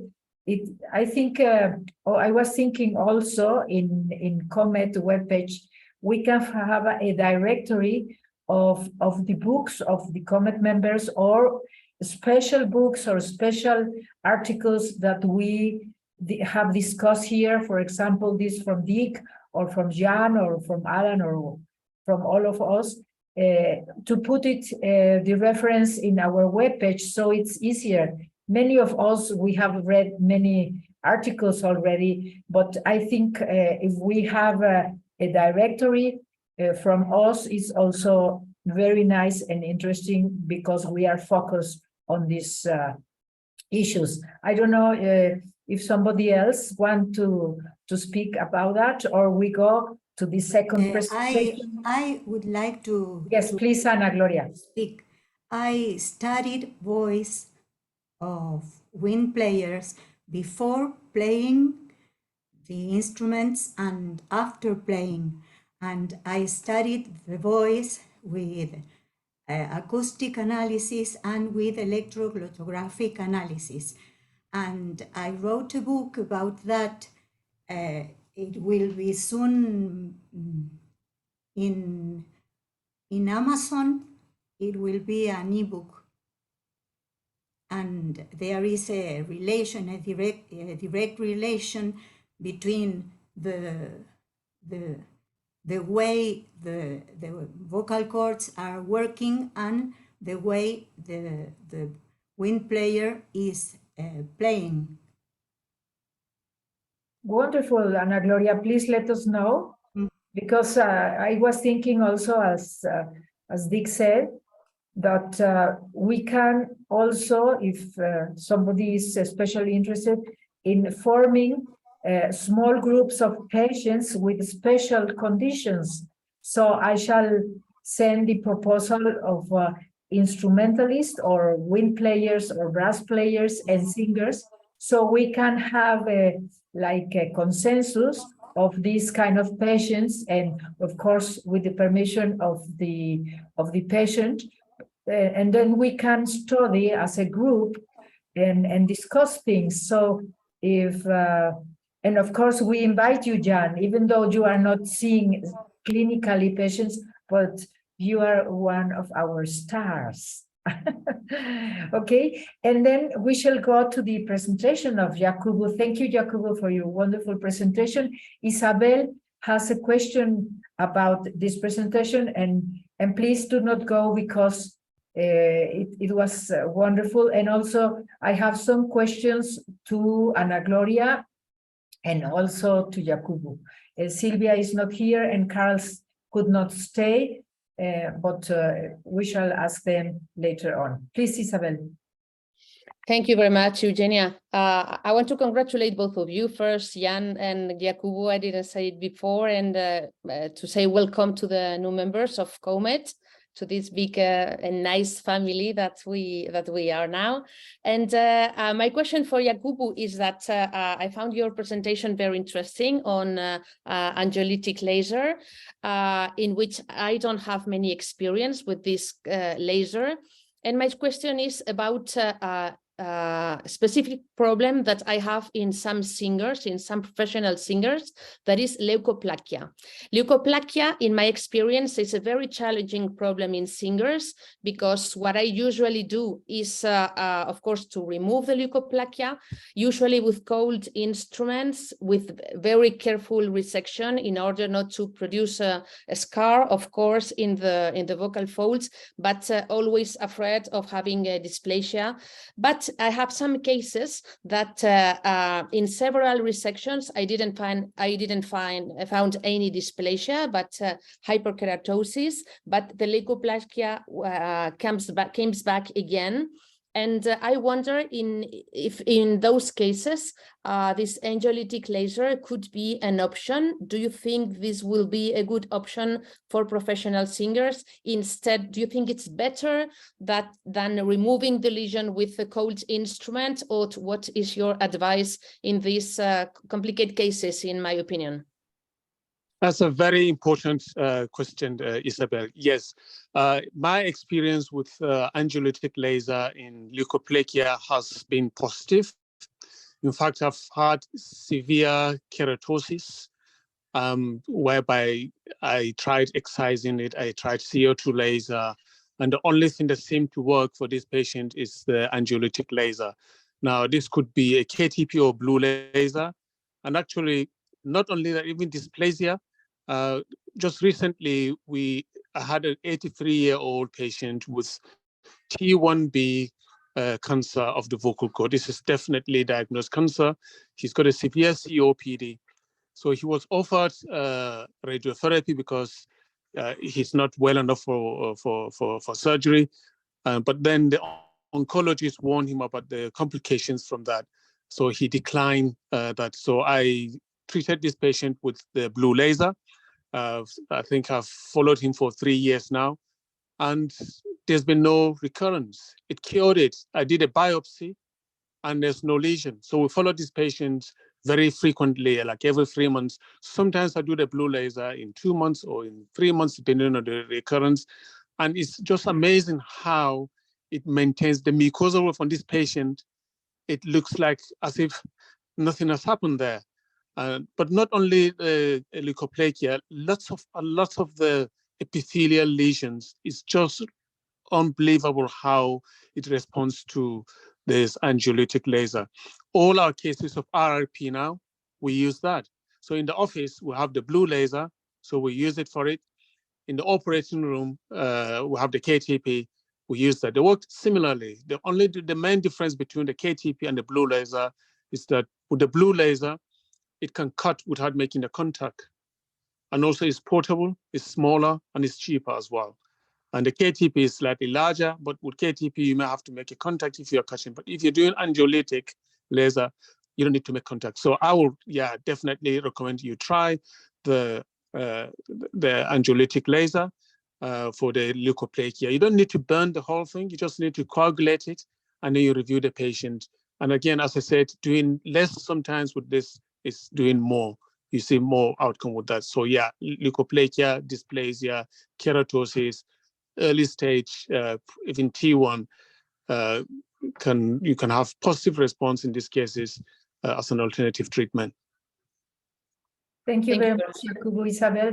Erki, would you like to say something about that? Because my experience with I don't make blue laser myself, because through my experience is that we have to be very careful. I mean, these are new techniques and there are many colleagues that have a lot of experience, but I have received some elite opera singers treated by laser, by blue lasers in some other parts of the world, and sometimes they have scars. So the idea that from the presentation of Jacobo, less is more, I agree. So we have really to think in the elite performers if we really need the laser or not. Of course, I agree there are many experiences. Yes, Erki, can you tell us, please, in your elite singers, which is your cases where I needed the blue laser, but in Paris we don't have them. We're supposed to be in the two clinics and the hospital first. So I send them to Giovanni because he's the only one to have it in the ear, nose, and throat department. So it's very useful, very tiny cases. But then I wish I had one in Paris. But if you don't have it, what should you do? What would you do, Erki? Normally, I try to avoid surgery as much as possible. And then for the tiny vascular edema on the edge of the vocal cords, when it's tiny and it's coming back, because I have a good treatment with Marondin, which only gets rid of it. But then if it doesn't, it's useful to do this tiny laser surgery, but we don't have it here. So yes, just a quick addition with the blue. Yes, Jacobo. Yeah, so the key with the blue laser or the angiolytic laser is you don't want to see a beautiful surgery for you to be satisfied. So sometimes when you do a cold still, excise it, you look at it, it's nice and level, everything, then you feel like, okay, this has worked better. But with this kind of laser, it's not what it looks like in the operating room, because if you say you're gonna remove everything until it looks nice and pretty, then this is the time that you're gonna get scar, because you've gone too deep then. So you have to understand the principles of it. When you do the surgery, you look at it, it looks like you've not done much, but actually, when you follow the patient later, the thermal damage, it will normally destroy the lesion that you want to address. Yes, thank you, Jacobo. I don't know, somebody from the audience, Dick, Alfonso, Tom, Iris, if you want to add something, because what I do think is that sometimes as I saw in Berlin, sometimes if you only manage the vessel without harming the deepness, and you stay only on the epithelium, then it is enough. Of course, yeah. I agree with Jacobo. There is many things that you have to take care when you use blue laser, but I don't know if somebody wants to say something. Andrea? Eugenia, can I? Yes, Andrea, please. Yeah, we have the KTP laser we use in artistic voice with great result, because you avoid to touch the vocal fold, and in this patient is very important. I agree with Dr. Jacobo, of course. Thank you, Andrea. Yes, congratulations, Jacobo. Your presentation was excellent. I have two questions. Do you feel well when you are in the office to do surgery with your patient? And the second is, you use also this procedure to palpate, to touch the vocal cord, to have a better diagnosis, for example, in a congenital lesion? Yes, so So if I get you right, your two questions are that whether I feel comfortable and happy doing this in the office. And then the second question is whether I make contact with the vocal cord to do other therapy besides just the vessels. Yes, there is a steep learning curve using this, and I'm still learning every day. And I have a weekly office procedure, which I established in Gaza St. Thomas's Hospital, and my colleague Natalie Watson, who has just joined in the meeting here, as hopefully she'll be a member one day. We'll do that together. She has a list as well weekly. So lots of patients, and we do so many laryngeal procedures in the office to leukoplakia, even tracheal lesions, granulations. We were very busy during the COVID pandemic because a lot of patients that have developed vocal cord post-intubation, scar, granulation, subglottic stenosis, were able to address it all in the office. I think the key for a successful is the local anesthesia. And I think if you apply adequate local anesthesia, and also if you explain to the patient, you will find that you'll be able to address a lot of cases that you wouldn't need to take them to theater as well. So yes, I feel comfortable with this in the office. There are cases, not always, successful. There are cases that we have to turn it into the operating room. A typical example is a patient that had COVID pneumonitis and it has posterior glottic granulation, and I used laser to remove it, and the patient didn't get better, was still having stridor. So I took the patient to the operating room, and it happens that the patient has posterior glottic abscess, which wasn't picked on the CT scan because it was very small. And also the radiologists, they're not used to looking at CT scan of the larynx. It's a very small area, but because the glottis is a very narrow area, just 1 mil of pus becomes very significant.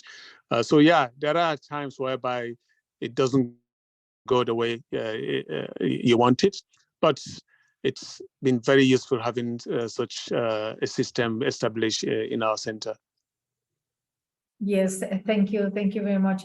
Well, my experience with office surgery is 30 years or more. And I was trained by Jürgen Wendler and Wolfram Seiner. And well, and I do the other one, but usually now I am making more and more indirect office surgery. And I really like that because even though you need time, when you have a stroboscopy during the surgery, it helps you a lot in order to make decisions where to avoid or where to cut or where to free the mucosa or whatever decision you need. So I do think that the phonosurgeons need to experience this indirect phonosurgery. Otherwise, I don't feel they are complete, because if you are only making surgery without function, is not the same. And I do know that many of us are making both surgeries, both approach. But I do think indirect surgery with the proper training and with the proper instruments and equipment can give you many, many good things for the patients, and also to make decisions. If you stay, if you cut, if you finish the surgery before damaging. That's why we need to be conservative. And talking about leukoplasia, well, I do have some experiences that also medical treatment is important, mainly reflux, because we do know that leukoplakia have a lot of problems with reflux. And also I try leukoplakia indirectly in the office. I don't know if somebody wants, Tom, do you want to give some comment about that, or Dick, or Iris, or I don't know, Joseph is not here, but if you want to give some comment, Tom? I think now, being old and decrepit, I think if I kept my mouth shut, it would be very wise, because you know, I come from an era where I ended up dealing with not just so many operative cases that were performers. I entirely agree with Jacobu, you know, that less is definitely the wiser road. But sometimes we actually are faced with, what do you do with somebody who no longer can function because they have bilateral vergeture and a bridge? I was confronted with that. Is not going to go away with just a little lasering. You actually have to reconstruct the whole lot. And sometime, not today, if we could talk about what do we do when faced with a vocal catastrophe like that, where only surgery, big surgery will do. Could we do that another time, another year? Okay, thank you. Just Yes. in a leukoplakia. Yes, Jacobo. With the medical management, it's worth sometimes considering antifungal as well, because I've had patients whereby giving them antifungal does help resolve or even contain it, whether there is an element of fungus in it. So I give fluconazole 100 milligrams daily for at least 2 to 3 weeks. If you're going to go more than that, you need to check the liver function test because it can have effect on that. So I've had patients that I've used combination of long-term fluconazole, checking the liver function test with angiolytic laser. That's the only way I could control it. You need to take a biopsy quite frequently, because I've had a patient whereby the patient had keratosis, a severe one, and I followed the patient for about 7 years, and then eventually it transformed into malignancy. So I take a biopsy, and then it turns out to be squamous cell carcinoma. And this patient has so many biopsies each time, but one time the patient had an early cancer and had to have treatment for that. Thank you, Jacobo. Yes, Dick, would you like to add something? Or somebody from the audience? So there are some, thank you very much, Jacobo, and thank you all for the wonderful comments. And well, we shall keep on talking about this wonderful presentation of Franta. And Dick Stasny tell us about this 450 fat injection of the vocal folds and larynx. And it is very well tolerated and very light. And of course, in the palate, it can help also. Yes, Dick, can you comment something about this experience from you? Our series is less than 100 of the palette, but we've only done 2. But it seemed to help these people that were devastated, that were in the music school at Rice University to play trumpet, and they couldn't because every time they tried to play a high note with the trumpet, their palate was not competent. So and clarinet, one trumpet. So now I'm a world expert in those 2. But it did seem to help a little bit. Putting it in the posterior pharyngeal walls, an alternative. But the problem with that is it may migrate down. If you put it in the palate, it doesn't have much place to go, and it seemed to help some. And but I love Dr. Kawagama's presentation. I thought it was spot on. That sometimes people do more harm than good. Most of my patients were actually not virgins. They'd been to other ENT doctors and had surgery and then came to me. And it's a whole lot harder to bat cleanup than it is to be the first person that sees a patient. I would love to ask Dr. Harris if he still has Dr. Lieberman, I think that's his name, the osteopath that worked with him and did manipulation of the larynx, because I've had many opera singers that said that saved their career. Thank you. Can you talk about time? No, Jacob went walkabout from our clinic, I'm afraid. He ended up with Marcus in Hamburg. But he still sort of comes out of retirement and trots into the voice center in Hamburg from time to time. Can you talk about his technique and what he did? Because some patients said he saved their operatic career. No, Jacob doesn't know anything about opera, but he's a very good osteopath. It was actually Sarah, who's no longer with us, who decided she really, having read Arnold chapter paragraph on circumlaryngeal manipulation. She thought we ought to research that, and so she put it together, and we trialed Jacob originally in SIDCUP, and he's very good at what he does. He has very good fingers. You know, he is still around. I think he's getting to be less enthusiastic about traveling than he was. Thank you, Tom. Yes, we have also Valentina Carlisle from Italy in our CoMeT group, and now Carl is as physical therapist, but Valentina is also osteopath. And I would like to ask to Ana Gloria, in order of her presentation,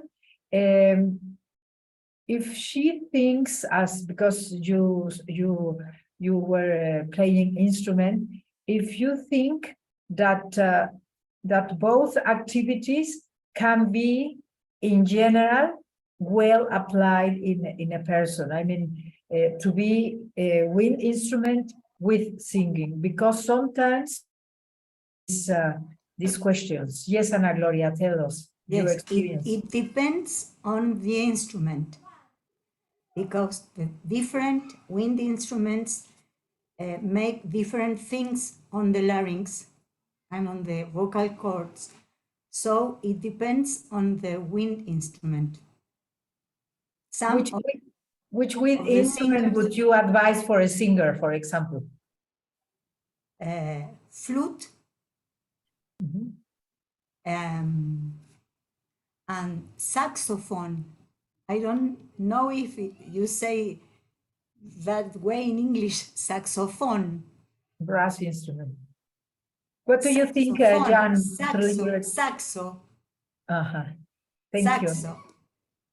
Oboe, no, because it makes an hyperfunctional situation on the larynx and on the voice, and clarinet also. They make different things because they are different wind instruments and are different kinds of wind instruments. Thank you, Ana Gloria. And Jan, would you like to comment something about my question? I think the notion of the pressures is quite important there.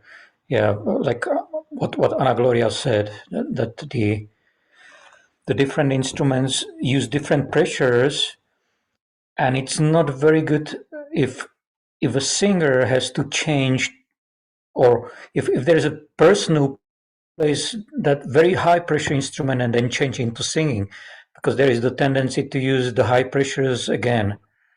So indeed, there has to be some kind of a match in my eyes when you want to combine the singing with brass or any kind of wind instrument playing. Yes, and I was wondering if somebody from the audience has some experience with a violinist and singer at the same time, because I had this experience. Of course, it's another problem with the shoulder and the arm and the neck from a violinist with singing, not at the same time, but they are he's practicing both performances, violin and singer. Yes, Isabel. I have also a recent case. There was a guy, a bass baritone, and he was also a violinist, and he plays violin for in order to. He was actually a medical singing student, and has dysphonia. And when I look at his larynx, I thought at the beginning that he has a paresis of the vocal folds, because he had a big asymmetry between left and right vocal folds with a lot of hypercontraction of the left side. So I told him that perhaps it can be a vocal fold paresis. And but when I touch his neck, I can't see that there was a big contraction of the sternocleidomastoideus and of the trapezius.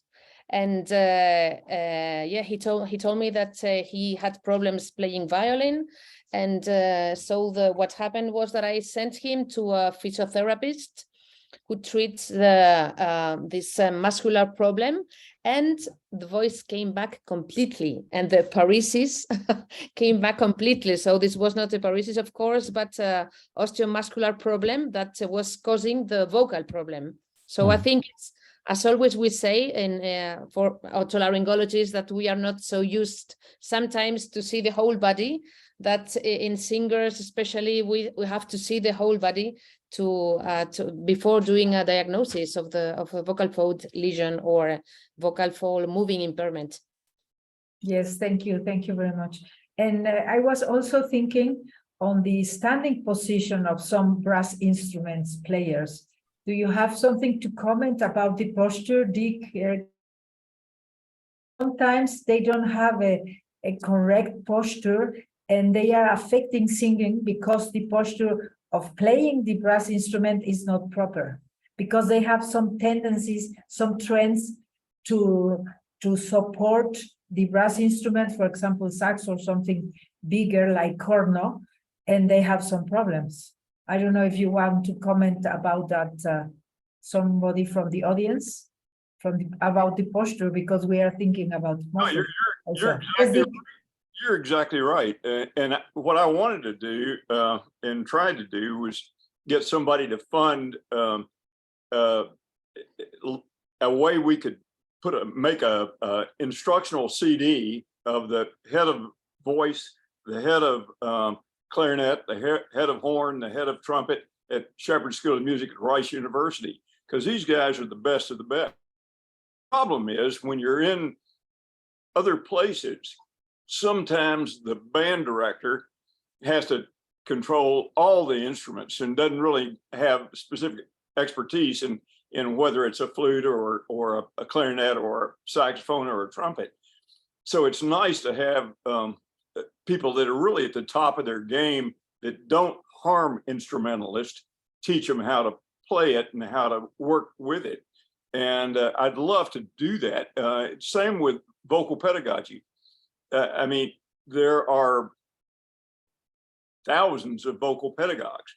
Some are very, very good and some are very, very bad, and teach you to have lots of stress and strain in the neck and in the vocal folds. And I think it would be nice to kind of come up with a standard and say, this is what we need to aim for. And great musicians should not be ruined by a vocal pedagogue that doesn't do a good job. And there are many of them, and I see that all the time. And so it'd be nice to come up with a standard and try to get people to meet that standard and not do harm to just like surgeons can do harm, so can pedagogues. Yes, you are completely right. And I think having sessions and having guidelines and having certificates, it helps a lot, because the damage can't be forever. Yes, Isabel? To ask Richard if it is possible, because I'm very interested in this thing you sent about hypopharyngeal pressure in brass musicians, but I am trying to find the paper in PubMed and I didn't.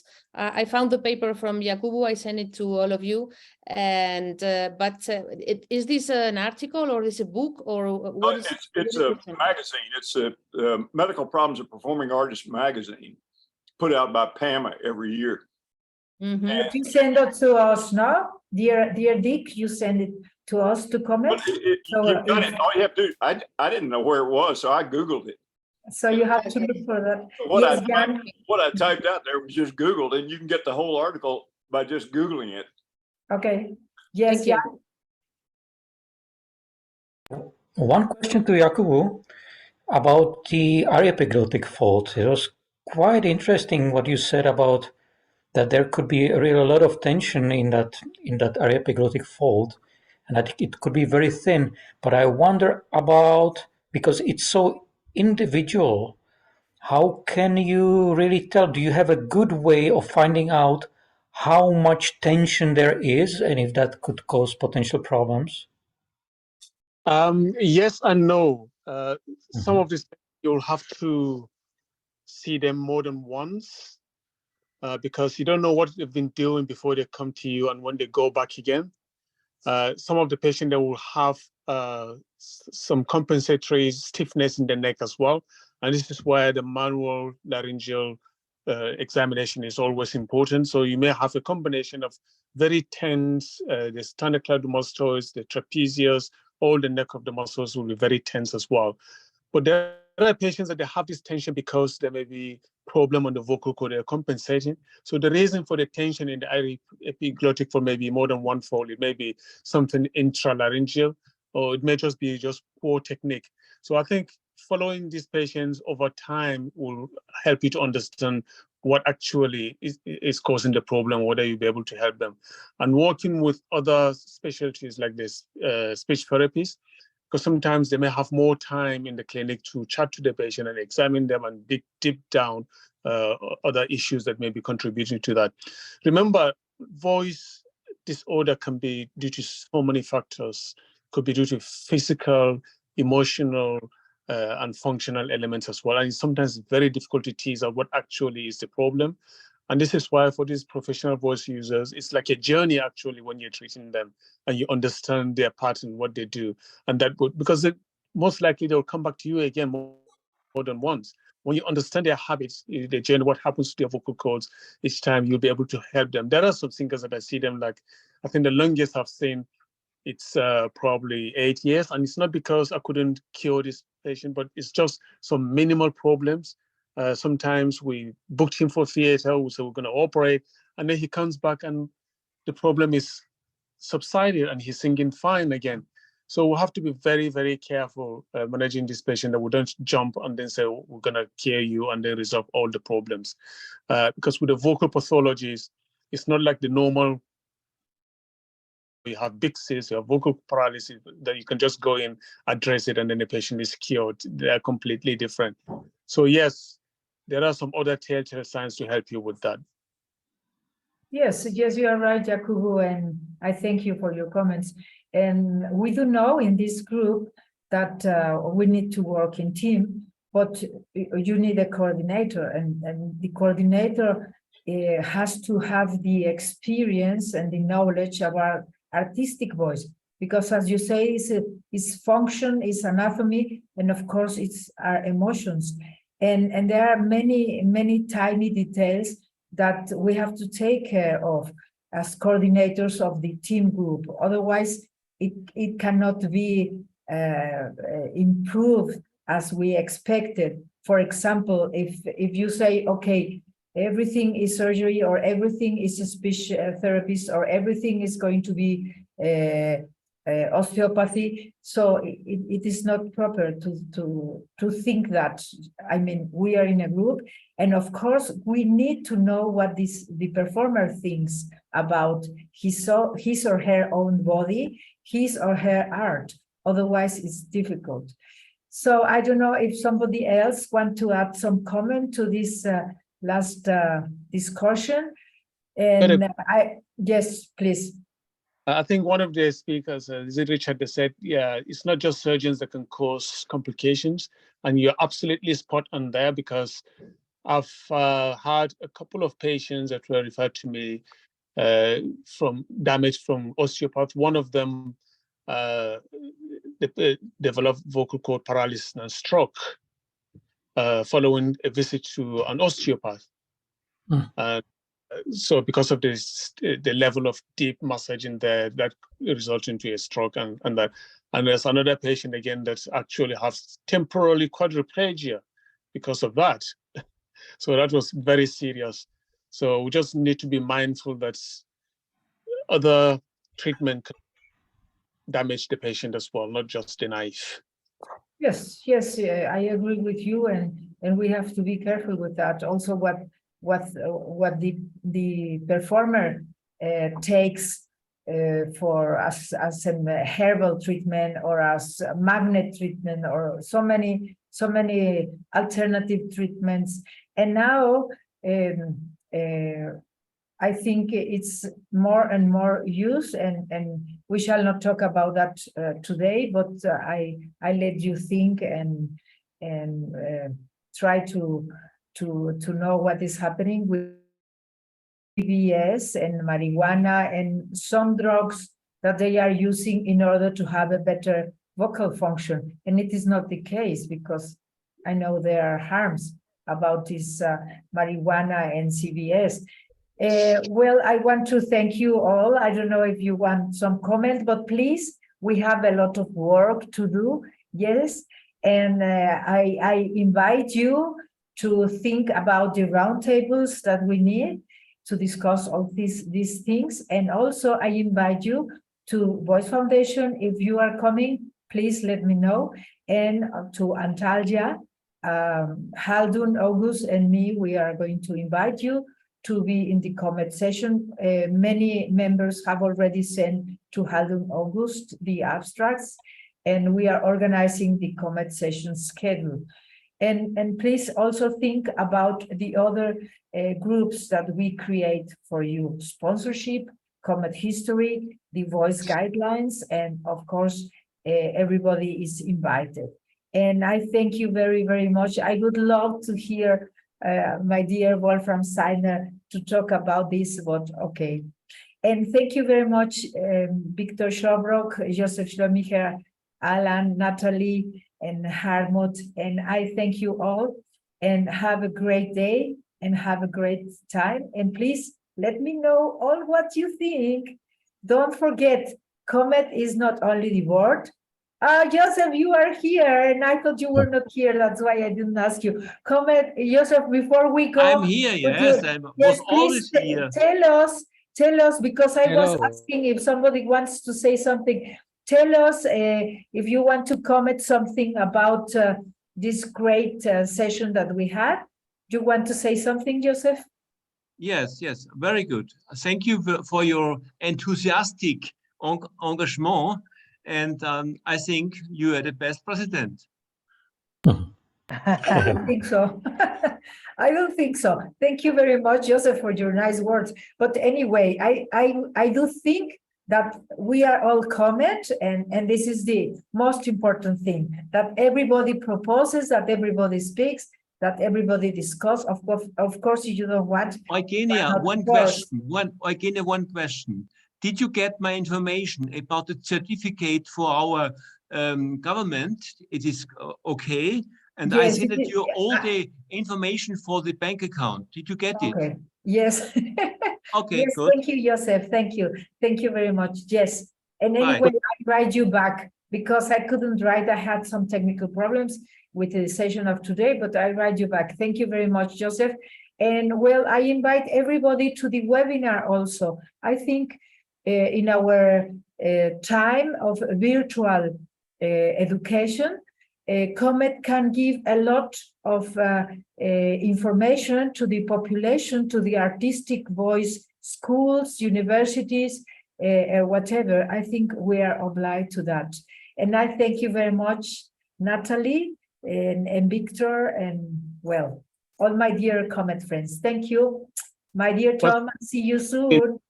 Thank you for the. Thank you. Wolfram Seiner. Bye. Bye-bye.